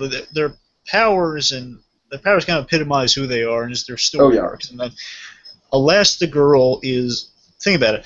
Elastigirl, she's stretching, where really her power is to stretch and to expand and to do all these wondrous things. Yet her whole arc in that film at first is like, contain it all. Don't show anyone your powers. It's like a rubber band that will not stretch. Mm-hmm. And, right. Of course, Mr. Incredible. Mr. Incredible is one of the best examples because he has this super strength, all this power, yet he works in an insurance office. He works in an insurance building where he can barely help people. And he has to be bullied around by little person Wallace. Yeah, Mr. Huff. It's like he has to. That is gotta be one of the best one-off Pixar characters of all time. Oh yeah, it's voiced by Wally Shawn. Oh, of course. How can you not love it? That design, man. The first time I saw that design in theaters, I just busted out laughing. And there's the cactus in the background that's shaped like his head. Anyway, the point is like he's like bullied around by this little short boss who's like there's a short blowhard, like Krabby Boulevard Trask. Oh, it's like classic Brad Bird little people design. Oh yeah, but the point is, basically this great superhero is in a job where he can't help people. It's so sad. Like he can't, similar to last girl, he can't show his power, yet he wants to. He takes the chances he can to, and that kind of causes conflict between the Parr family. You know, he's desperate to relive the glory days, and she's not desperate to relive the glory days, but she wants to move on with the future. Right. He wants to move on to the future with a glimpse at the past. She wants to move on to the future with a glimpse to the future, I guess. He's looking to the past, she's looking to the future. I guess that's it. Mm-hmm. And anyway, so they have a family together, a lovely family. You know, they got Violet, Dash, and Jack. Yeah. And I love the truly romantic moments we get between these two. They call me old-fashioned. I really like those moments. Where like the two moments in particular, well, three moments. When they're getting married in the chapel, after early on they had their Batman Catwoman moment. You know, basically they have like the witty, suggestive banter, saying, "Well, maybe you need to be more flexible." Oh yeah, Makes an exit. You know, she's still got that Holly Hunter as Elastigirl, and then when they're getting married, they're whispering to each other while the vows. So the priest is reading from the book. Mm. She's saying, we can do this. We're superheroes. And what could happen? Really nice bit. I love how that pays off in one of the best scenes, the most romantic scene. The reason they're on this list, to be honest with you, is the scene where it's such a moving scene. It gets me almost every time. It's when Mr. Incredible says, "Okay, I'm gonna go stop the almond trade. You guys wait in the car." Right. And she runs out to him and says, "You think I'm just gonna wait from the sidelines while you go bash this thing?" And says, "No, I'm asking you to wait with the kids," and they're fighting like a married couple. Yeah. But then it devolves into this really, truly sweet thing, because Mr. Incredible before this has seemingly lost his family at Syndrome Sandwich, really broke him mentally for a moment. Uh-huh. And he just recovered from that. Now he's like getting in action mode. What is this? A chance for you to relive the glory days? No. He says, "Wait, prove that this will make you stronger?" Yes. I mean, no. And then she's yelling at him and building up a good argument. But then I love the moment. Mr. Crow just grabs her by the shoulders, lifts her in the air a little, and says, "I can't lose you again." And then he wonderful Pete Son animation, like with the brow folds, and he's just saying, I can't lose you again. I'm not strong enough." And she is so touched by this. She says, "Hey, listen, we're doing this together. We're superheroes. What's the worst that can? We're superheroes. What can happen?" And then they kiss. It's a romantic moment. Then they band together as a family. It's just that moment she's saying, "Hey, look, I understand. She's embracing the idea that we are superheroes now. She basically, I'm playing into your fantasy if you'll include us, the family." Because the only reason they're not higher on this, I guess, is that they don't really get on the same page until a little later in the film. But that's great, though. It's like it's a true marriage dynamic. They're going to argue. They're going to definitely. It's like the other scene I wanted to mention is that when they're fighting over even over little mundane things, they're just hiding the true subject of what they're arguing about. Basically, Dash, why don't you want to go to Dash's graduation? He's moving one grade to the next grade. It's psychotic. Basically, they're arguing about different things. It's the little moments, like Incredible wants to make his wife and his family happy, but he just wants to. He's tired of feeling powerless. He's a guy with powers who's tired of feeling powerless. And that's poetic right there. Oh, definitely. He wants to make everyone happy, but he also wants to make him happy. Mm-hmm. And she wants to keep things safe, but she's kind of taking the joy out of living life being a superhero. And when the two of them compromise with that, and in the end, it's a really great relationship dynamic. And I love, again, my favorite sequence in the entire film is Life's Incredible again, and you get to see a lovely moment of those two. They're bonding, they're kissing, they're being romantic. It's nice. During some great jazzy music playing. You gotta love it. Of course. It's nice to see those two together. Yeah, indeed. So, my number 3, Blue Dragon 5. I got to admit, I'm a little bit concerned that we might run into an overlay with this one if this happens to be on your top 3. But it's not Pixar, is it? No, it's not Pixar. It's DreamWorks, isn't it? I know it's not DreamWorks. Oh, well, then we're fine then. Oh, we're fine? Oh, okay. Yeah, cool. Okay, well, this is indeed a character that you just love the crap out of, so I'll just get right into it.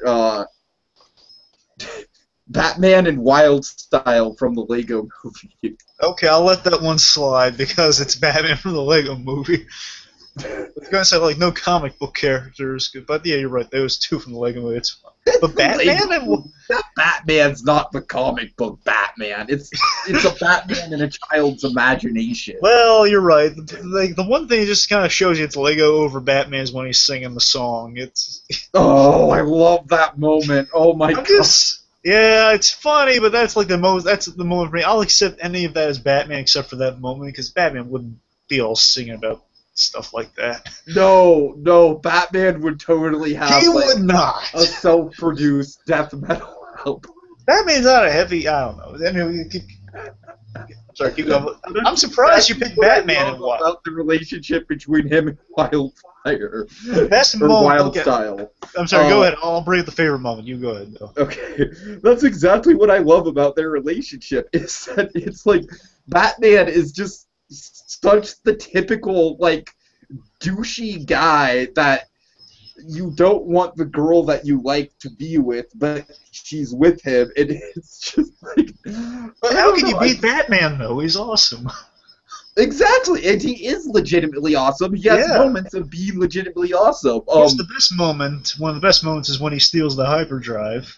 Oh God, yes. It's a great moment where basically it looks like he shows his true colors. Which in the theater, I was thinking to myself when I saw that, I was saying, "Oh, that's very unlike Batman." I mean, right. You're like Batman wouldn't abandon people like that. It's not Batman.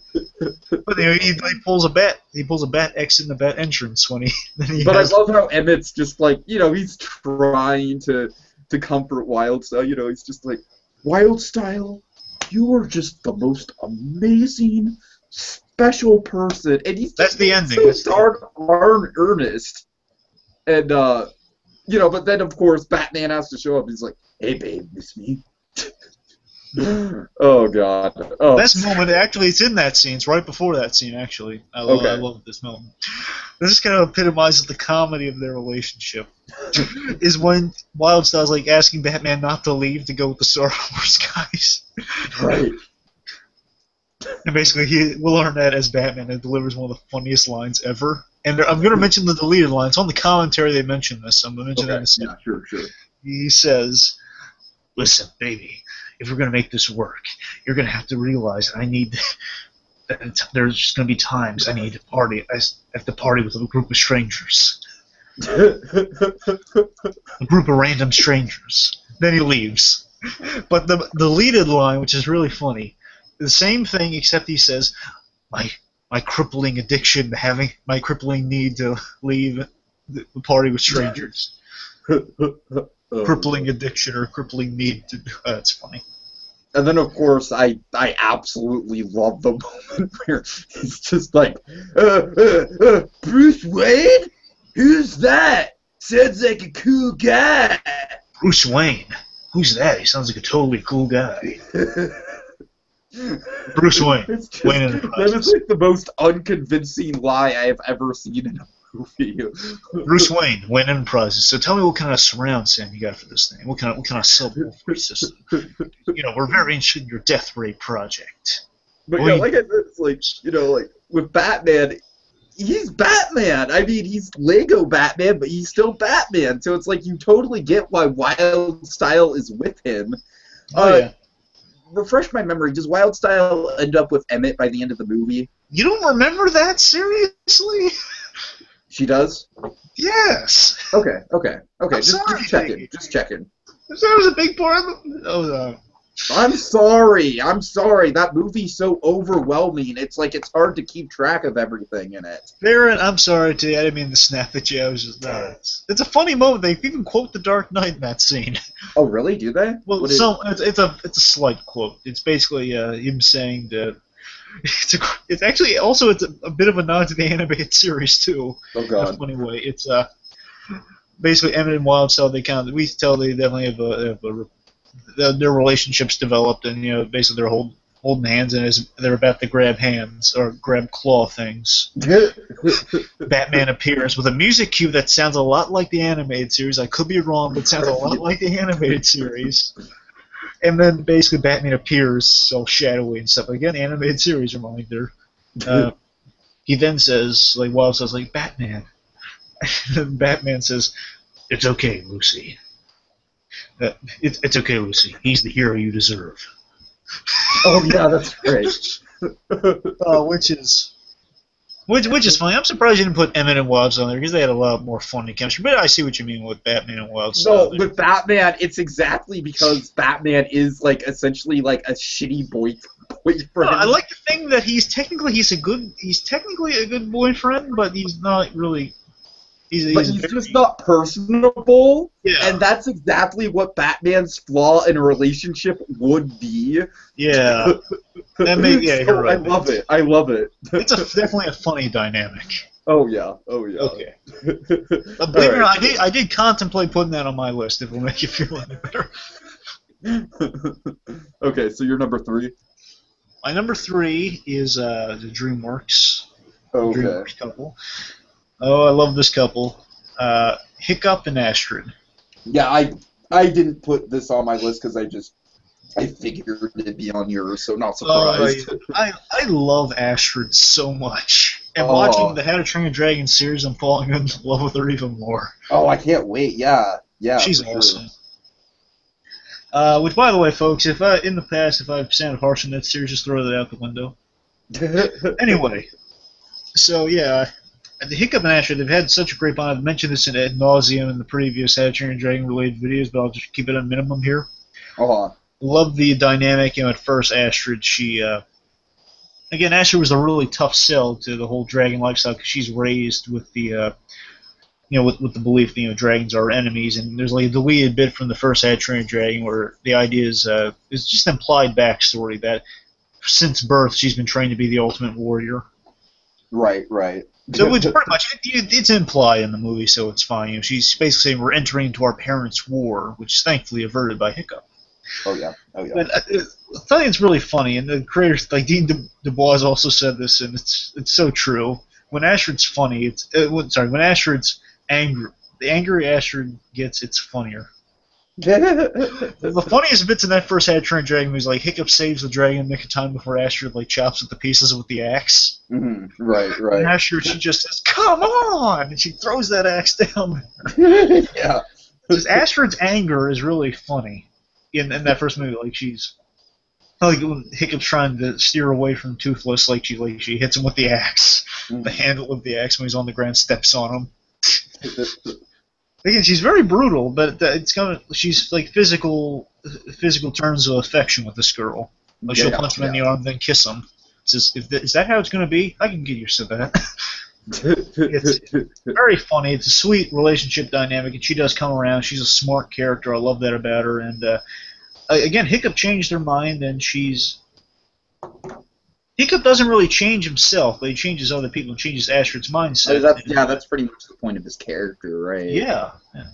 And in 2, I love the relationship in 2, how that advanced. And the moment that's still just one of my favorite moments of How to Train Your Dragon 2 is when she impersonates him. Yeah, that's great. She doesn't have much to do in the sequel, and the series is giving me a lot of good Astrid bits to love about her. Okay, that's good to know. And in the series, just talking generally about the series with her, they do strengthen her character more, and you get to see how really one of the best qualities about Astrid and really strengthens the relationship is that she brings that warrior's fire, that warrior spirit to how she. Yeah, definitely, for sure. The moment she cares about Hiccup and her dragon and Toothless. Those are the 3 priorities in her life, and she will lay down her life to protect them. Mm-hmm. She's very. It's like she feeds into what I love in a character, and that I hate. My fear with female characters, strong female characters, is when they become like too strong, like they're like overly feminist. It's like a trap. It's a trap you can fall in with a character like Wonder Woman, where they're like, I'm too independent to even think of having a relationship or having a light moments. I'm all business. I'm all getting the job done. It's like I want to see a character who's gonna as awesome as Astrid is. You can tell she's like head over heels in love with her dragon. Like the dragon's like the ultimate pet for her. Like we get those those loving moments with Astrid, like those moments where she lets her guard down, she like laughs at the situation, or she has fun. Oh, Like that moment in 2 where she says, never take a toy away from a dragon. The funny moment. Like, those great moments with Astrid, and again, when she impersonates Hiccup, she's a fully realized character, and she brings the strength to that relationship with Hiccup, where Hiccup is now much more, not that he wasn't competent in the first movie, he's more well-rounded, he's more like a guy, his mind has gotten better with the second film. Sure. Much more inventive, he's matured as Astrid has, and it's a lovely relationship. I love these two together. I could talk hours about this, but I love these two together. Sorry for going on. No, it's fine. Don't worry about it. It's great. And Astrid, I'm sorry, the last thing, Astrid kind of grounds him, and like she's the voice of reason in Hiccup's mind. Like she'll steer him in the right directions. Not that he's wrong necessarily, but she'll steer him like what you need to focus on right now. So she's definitely a very valuable character to have. All right, fair enough. Okay, yeah, definitely can't wait to see more of her in the series. And America Ferrera does return to do her voice. Oh, does she? Okay, that's good to know. Nice. Okay. Yeah.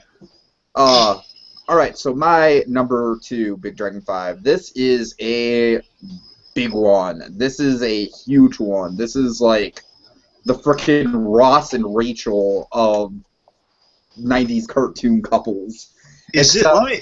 Much like Ross and Rachel, they never really actually got together in the course of the series. Let me tell you, guess just what network this appeared on. Okay. Nickelodeon. Of course it appeared on Nickelodeon. Okay. Of course, it's Helga and Arnold. Oh, yeah. Oh my god, this is just like... It's basically the crux of the whole show, is their whole dynamic. I mean... And essentially, the creator has come out and said that, yes, Arnold and Helga do get together, like, you know, I mean, that's basically what he was kind of hinting at the whole time, so it's like... Well, actually, I can tell you what the ending was, if you'd like. What, the ending to the actual show? Yeah. Okay, sure. There was going to be a movie to wrap everything up. It was going to be movie, right? Yeah. Well, you know. So you know about it already. Basically, for folks that don't know, there was going to be an ending to Hey Arnold where Arnold got his class to go on a field trip to where his parents were, and they were going to look for him. And in that time, you're going to find out that Arnold and Helga were developed feelings for each other, and she would reveal she had feelings, and they become a couple, I guess. And then it's funny, it's like all the characters already knew that Helga had feelings. That was going to be the big reveal that everyone already knew she had. Oh my god, that would be awesome. Oh wow. That was going to be the reveal. And also, the very understated relationship people forget about in Hey Arnold. Gerald and Phoebe, of course. Yeah. Yeah.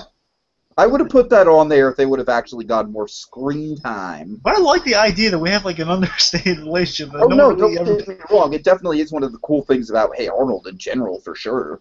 Oh, yeah. I'm sorry, go ahead. Character development on that show was just off the charts. It really was. But you remember we got these two historic characters together, don't you?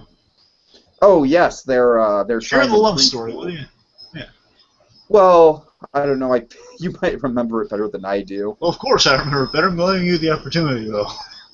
Oh, so you're putting me on the spot. Oh, wonderful.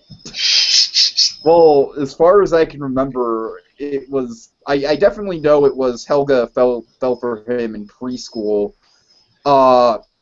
Pretty much because he was the only one being nice to her? Yeah. Okay. Essentially, there's this great moment where Helga, she's in the worst day of her life. And I do remember there was that really sad bit in that episode where she's like trying to get her parents to take her to school. Oh yeah, that always depressed me. Walking. Oh yeah, that was so sad. But the moment like she's walking, like the dog takes her lunch. This huge dog takes her lunch. She could have been killed by this dog, by the way. It was huge. And so that happens, and then basically this great bit. It's such an innocent bit that just triggered all this obsession. It's so funny. The thing all Arnold says is Arnold does two things. Puts his umbrella over her head. Oh. You know, he had like, his umbrella's raining out. Again, she's like looking sorrowfully at the preschool. And then Arnold puts the umbrella over her head and says, I like the color of your bow because it's pink. I think he says, like, it's such kid logic that he says, I like your pink bow because it's pink. I think he says it exactly like that. Oh my god, that's amazing. It's that, and later on, and that and one more action that triggered the whole relationship. Arnold was being nice to her again, where Harold ate her crackers or whatever. Oh, Her yeah, graham that's right. crackers. Mhm. Arnold handed her that, and the big moment here triggers the obsession. Is that the obsession of secrecy too? Is that she takes the crackers, she looks lovingly at Arnold and gives like, oh. And then Harold, along with the rest, are kind of laughing at her. And then she realizes it's like her bat crashing through the window, so to speak. Her defining moment. Basically, she realizes people are going to laugh at me if I show my true feelings. Therefore, I've been getting the short end of life, the short end of the stick in life all this time. I got lousy parents. I'm sick and tired of it, man. I'm going to take some action.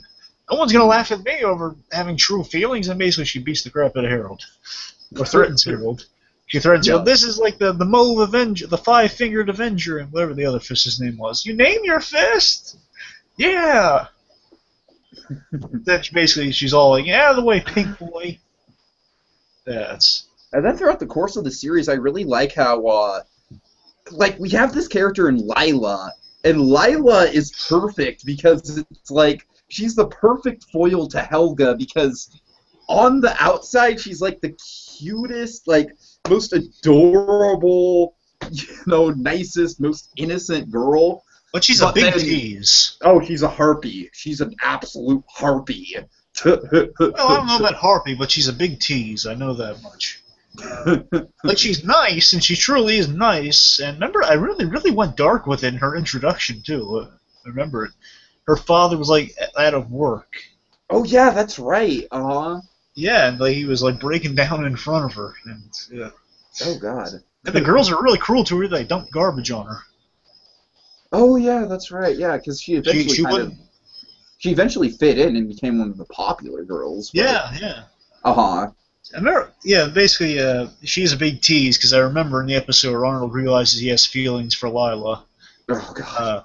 Again, it's such a cruel, in the grand scheme, it's such a cruel twist of fate, because Helga wrote that on there, and she erased it at the last minute.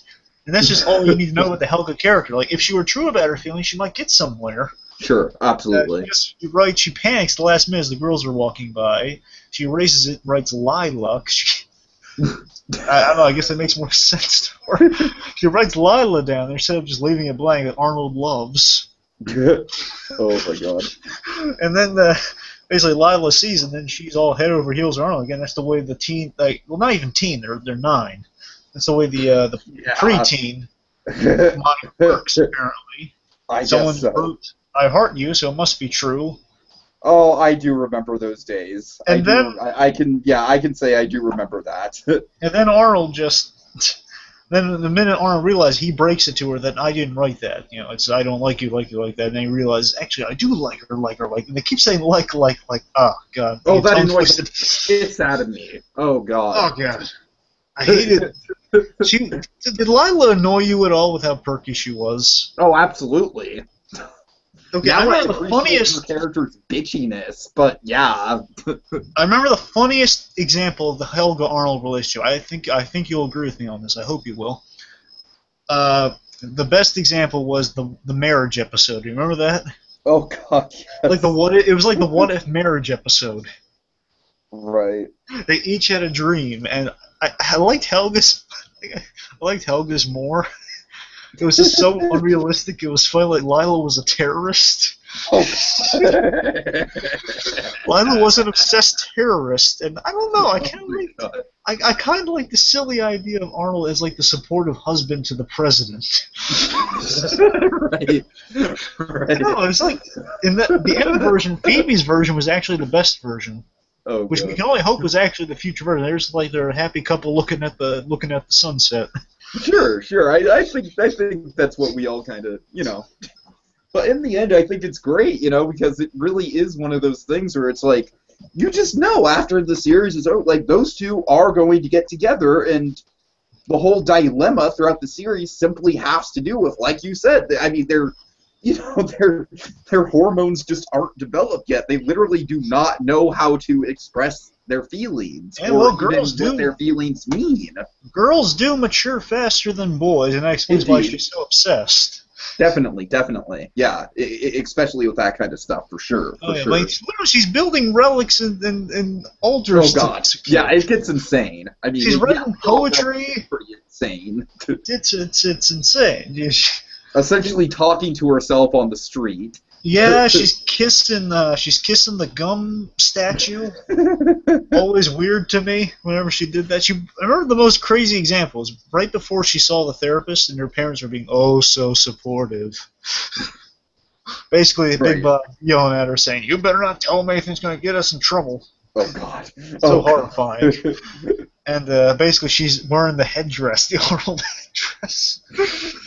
The Arnold headdress. Where does she get the money for some of the stuff? Like it's not so much not the altar itself. I mean not the headdress itself because it's all handmade, but I mean like the altar materials. Right. The little mannequin dummy. She takes that and then she puts it on, and the parents barrel in and see like she's wearing some freaky head stuff. He says, "Can I get a moment alone here?" He says, "Okay." It's funny stuff. Now, let me ask you this: one last thing on the Helga Arnold thing. Mm-hmm. Do you think the worship of Arnold's too creepy, or do you think it's fine? How do you feel about all the worship? I think it. Some people are a little more harsh on it than you are. I think. It verges right on the line of being like really stocky, but I think the preschool episode just kind of puts the whole thing into context so well that I don't really care. Yeah, that's how I feel about it.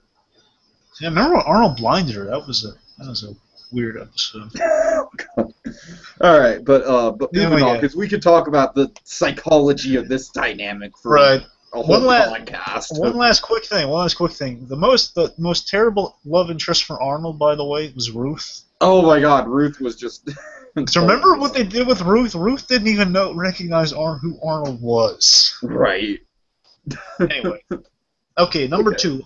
My number one and my number two were so hard to pick. Mm-hmm. It was killing me which one to put here. I love them both. I know one of them. I know pretty much for a fact what one of them is. Yeah, I know you know. But this one, I love it so much. I had to put it on here, and they're both great in their different ways. So they both could be number ones themselves. But number two is a very underrated relationship. I love to tears.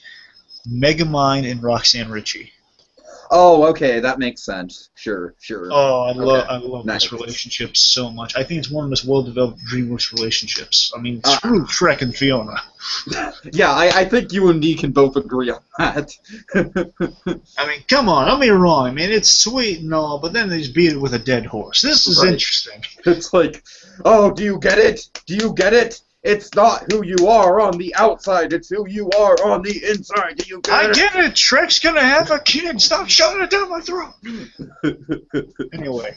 Oh, God. But yeah, Will Ferrell and Tina Fey. Tina Fey, I've grown to love Tina Fey more so as I've seen her and stuff. Mm-hmm. I love the vocal performance they bring to these two, and they bring such a... It's so great, because kind of like Hiccup and Astrid, and kind of like... It's kind of like Hiccup and Astrid, and kind of like Kristoff and Anna, that these two characters, they didn't like each other at first. I guess it's more Kim Possible and Ron Stoppel type thing also. Sure. In that these characters, they know each other, and they know each other better than they know themselves almost. And it's so funny. It's like they never gave the thought to the fact that they could be in a relationship. Right. That's what I like about it so much, is that they never really thought of each other in that romantic sense, but they're kind of, it's so natural. The way they know, it's like it's a regular thing. Like he kidnaps her, and she says, "It's like the little girl on the playground." To quote the director of the movie, it's like the little girl on the playground. And like they kidnap her, and they get into their run-of-the-mill stuff. Like the other kid foils him, and yes, who's away with the girl. Sure. That's a great way to put it. But I like those moments of she's making witty banter with Megamind, saying, "Can I get my kidnap card? Can you punch my kidnap card so we get like a free sandwich or something?" And basically says, we discontinued that policy long ago. And basically, he's saying like the spinny death wheels has seen it. Basically, what do you got? Alligators? Saying, what does this one do? And he says, the spiders knew. The spider? Oh yes, the spider. Arachnostethicus. One bite from Arachnostethicus blows it into his eye. Oh, my spider bite's acting up. Oh, I love that movie so much. I'm sorry, I could talk about it all day, but in a nutshell, the relationship's so genuine because it is a little bit of a stretch that he transforms into the other guy and they're bonding. Sure. I don't know if it's just me. Like, I was rooting for them to get together, even though I didn't. I was rooting for them to get together, and it's such an unconventional thing. I think it's another reason I love it so much. It's so unconventional that the villain gets the girl in the end. Pretty much. Like, the villain, he becomes the good guy, yes. Definitely, yeah. But the villain, in this way, the villain gets the girl, and that was a big part of the movie. He said, I'm the bad guy, I don't get the girl. And there's a really touching scene, a really sad scene, where she realizes that he's been masquerading as this other guy. Sure. As there's the holographic watch showed. And basically finds out, I've been dating you all this time. He says, what did you say about judging a book by its cover? Let's judge the contents. You're a bad guy. You've been a villain. You've done all these terrible things. Really, he hasn't done any real terrible things. Right. And basically, he says, why would you do something so horrible as to pretend you're then she kind of realizes as she's saying it, she looks at, to ever think that you and I, she realizes he genuinely has feelings for me. Says, you know this couldn't have worked. And basically says, I know. And it's like he's so depressed because he knows this wouldn't have worked out had he been honest with her. But he really wants, he kind of realizes that's what he realizes. Megamind's all about change in this film. He becomes a hero by the end of this film. Thanks to her, by the way. She gave him a reason to become a hero, which is so moving.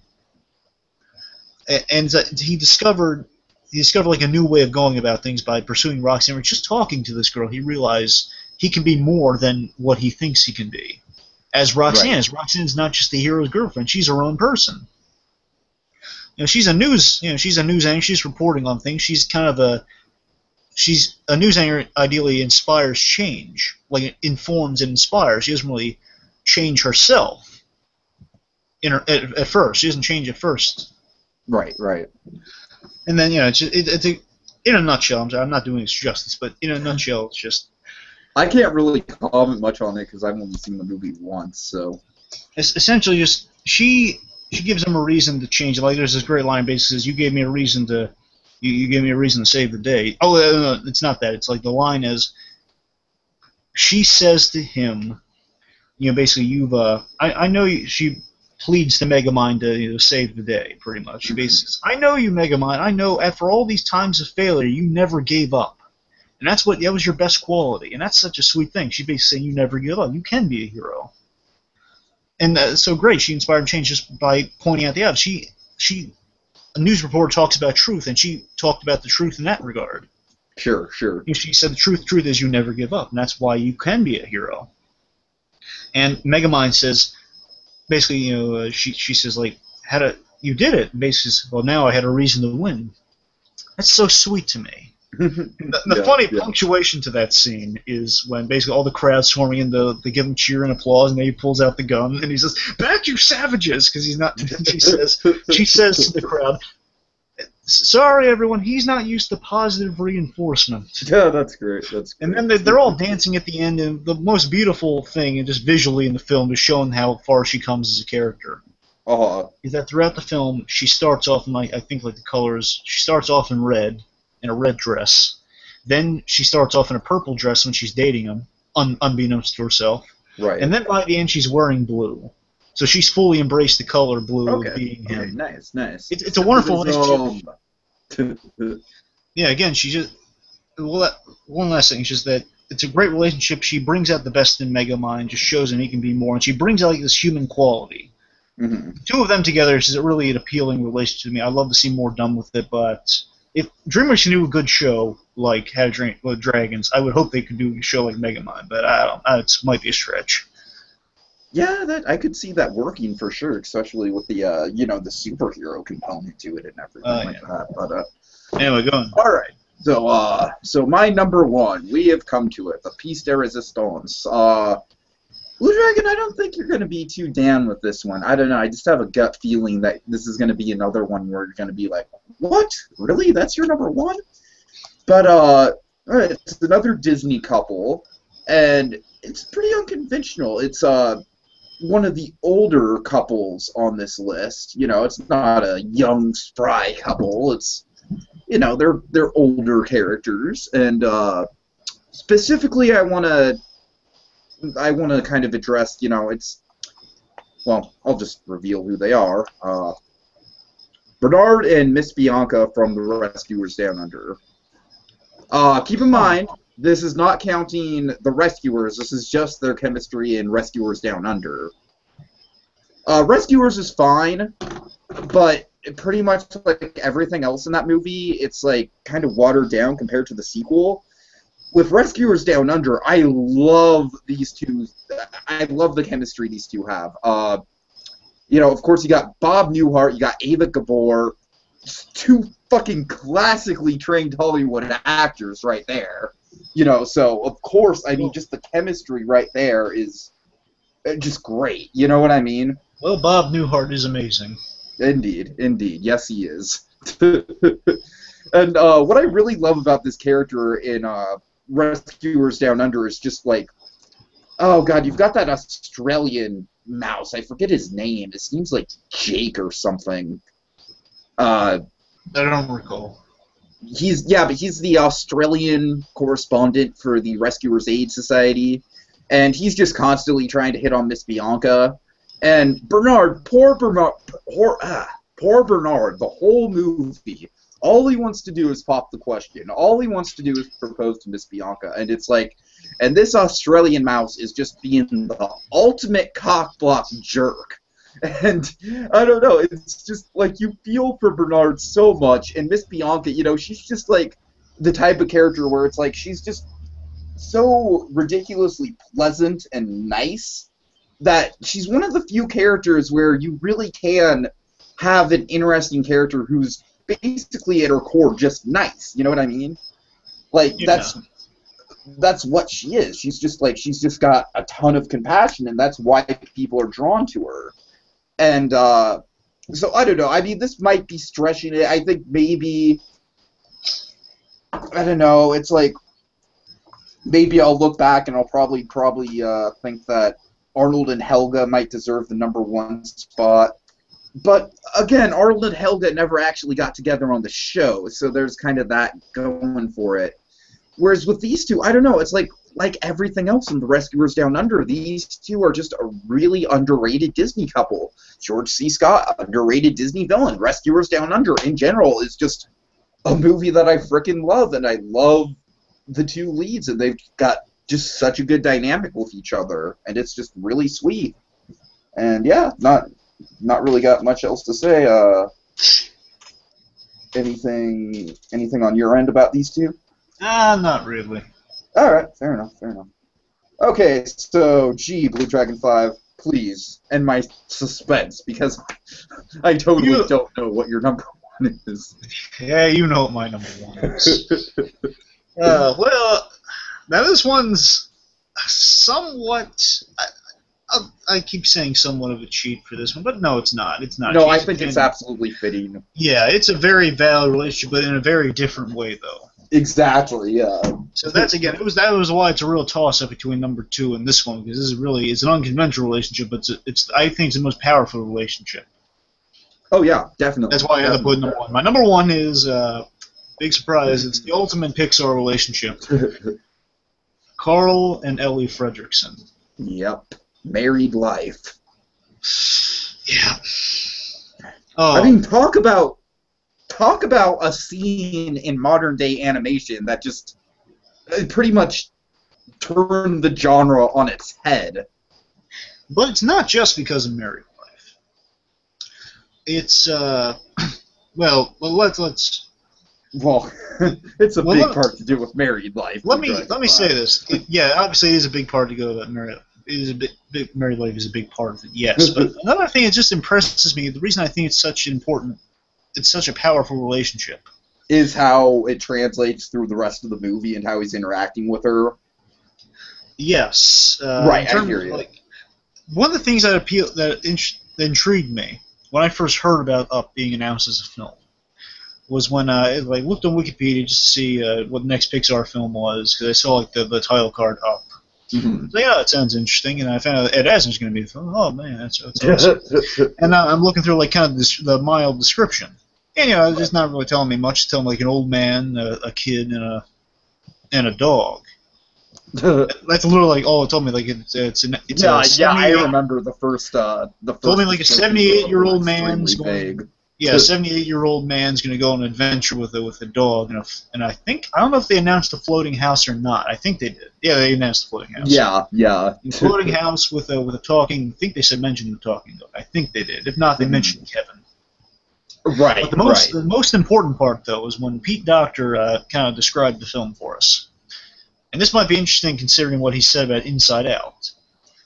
But what he said about the way he sold, the way he sold me on the movie in this little thing he said essentially Up is an unfinished love story.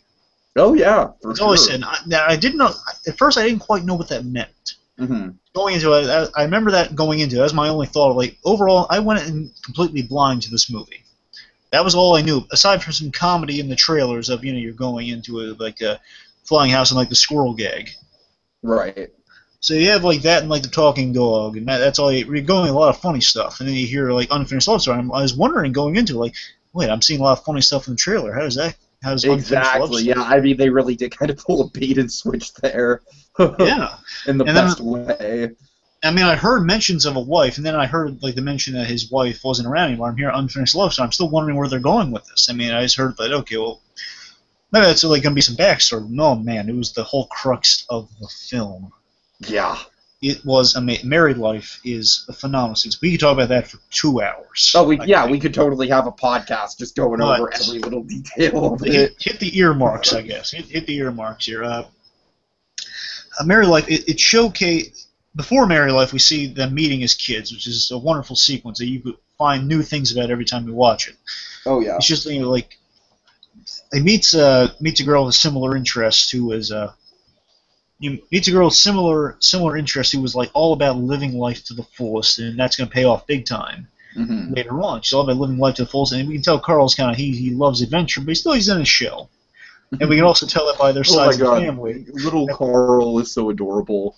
He is. I love little Carl. He's awesome. And we can tell Ellie's brashness does kind of get Carl into somewhat trouble because he breaks his leg because he's taking a risk in an adventure, and that's a great statement about adventure, and that adventure can have its perils. Mm-hmm. When he falls there, but then Ellie's there to kind of comfort him. So even though this danger, Ellie is going to be there to kind of cushion the fall. Sure. In a way, and he basically says, "I like you." It's not so much that. It's more so like she truly shares what she's really why she loves adventures and why she loves Charles Manson and stuff because she's sees Paradise Falls and says, "We're going to put the house there. I'm going to live there and put a house there." And says, I don't know how I'm going to get there though. And Carl's the solution to that. Good. I love it. It just stems from such an innocent place of childhood. Just this whole idea of like, going on an adventure. Yeah, definitely. And then he says, "I like you. You don't say much, but I like you." And then it says, "Wow," and pops. And then we see the wonderful Married Life sequence, which I'm going to say this about. Now, you're probably not going to hear this from many people talking about Married Life. I watched the bonus feature on Up, which is very fascinating. It talked about the alternate version of Married Life. Mm-hmm. Have you watched this, Tiki? No, I don't think I have. Yeah, the alternate version's interesting. They actually went about it a smidge of a different way. It was really? As moving as the original was, but it had a little more to it. Mm-hmm. The idea is they had a more antagonistic childhood relationship, kind of like Arnold and Helga. No. They did. It was like the running gag was punching. They would punch each other. The idea was, and it tied into Kevin. The idea was like Ellie, Carl was trying to trap a bird. Like kids did that back in the 30s. Yeah, back in the 30s. Yeah. I think I'm pretty sure it's 30s. Back in the 30s, kids would trap birds apparently, and then Ellie punches him to release the bird. And it basically says, boys are mean. Birds are great. Boys are mean, or boys are dumb, or whatever. And then it gets like a punching. It's a montage of punching. Oh God! Now as they've grown up, and it's like it's a funny montage, and they'll see this on the DVD, the blue. Oh, yeah. Blu-ray. I should see that. Yeah, that'd be wonderful. Yeah. That sounds really good. And the best part is this. Uh-huh. The drawings in that thing will make your heart melt. They're Oh, wonderful. God. But the best part to me, it's such a beautiful drawing. It almost makes me cry, just the beauty of this drawing. We kind of wish it was in the film, but it's a perfect sequence in the film though. Oh, sure. It's this moment where Carl's about to. They're still playing with the punching fun angle. Basically, Carl's about to punch her as she's taking the trash out of her house. She's like this lovely nightie or something, and it's in black and white, but it dazzles me. She walks out and like she steps on something like I don't want to say like a nail, but she steps on something that hurts really, ow, ow, like a sharp pebble or something. And it's like her hair comes undone, like it's like curlers or something's in her hair. Her hair comes undone and she's in the moonlight, and Carl sees this and he's blown away. It's such a beautiful image, right? And he kind of realizes he starts to grow up and he starts realizing this punching thing is like for kids. I'm gonna ask her out, and you see a lovely sequence of more. It's like Married Life expanded. Oh man! Basically, we see more of that, and it was before Carl was made. It was before Carl was caricatured. So the idea originally was that Carl was a fully grown human, but as he got older, he turned into Carl. Okay, sure. So he's older, and there was one important bit in the Married Life scenes I'm going to mention to you. Important bit was Ellie actually bought Carl on one of his birthdays later in his life plane tickets to go to Paradise Falls. Definitely, but yeah. Carl had a fear of flying, so they couldn't go. That was important. And I'll never forget this. The two bits in this Married Life sequence that again, you kind of wish it was in the film, but it's still great. The way he proposes to her. You see him propose to Ellie. He ties the ring to a balloon string, but it flies out the window. But then he basically takes like the string of the balloon or something, and he ties it around her finger. And it was the engagement ring. And the other bit, the ending, was so powerful. I'm sorry, I keep mentioning cool things. Well, last thing I'll mention. Originally, the reason Carl became a balloon man was that he would bother Ellie at work. She worked at the museum talking about Paradise Falls. And basically, Carl would bother her at work, and it basically got kicked out of the museum. So he got a job selling balloons. The thing is, outside the museum was like a balloon cart, and he kind of decided to become an apprentice balloon man. And he then became a fully balloon man. That's how he could be close to the woman he loves by selling balloons. Really cool. And it was really lovely. And then the ending is at that very museum where he proposed too, by the way. Proposed at that museum. The ending is after she passes away. He's still at the exhibit. And then he's like asked to leave, and there's this in black and white, just black and white animatic. It's still beautiful.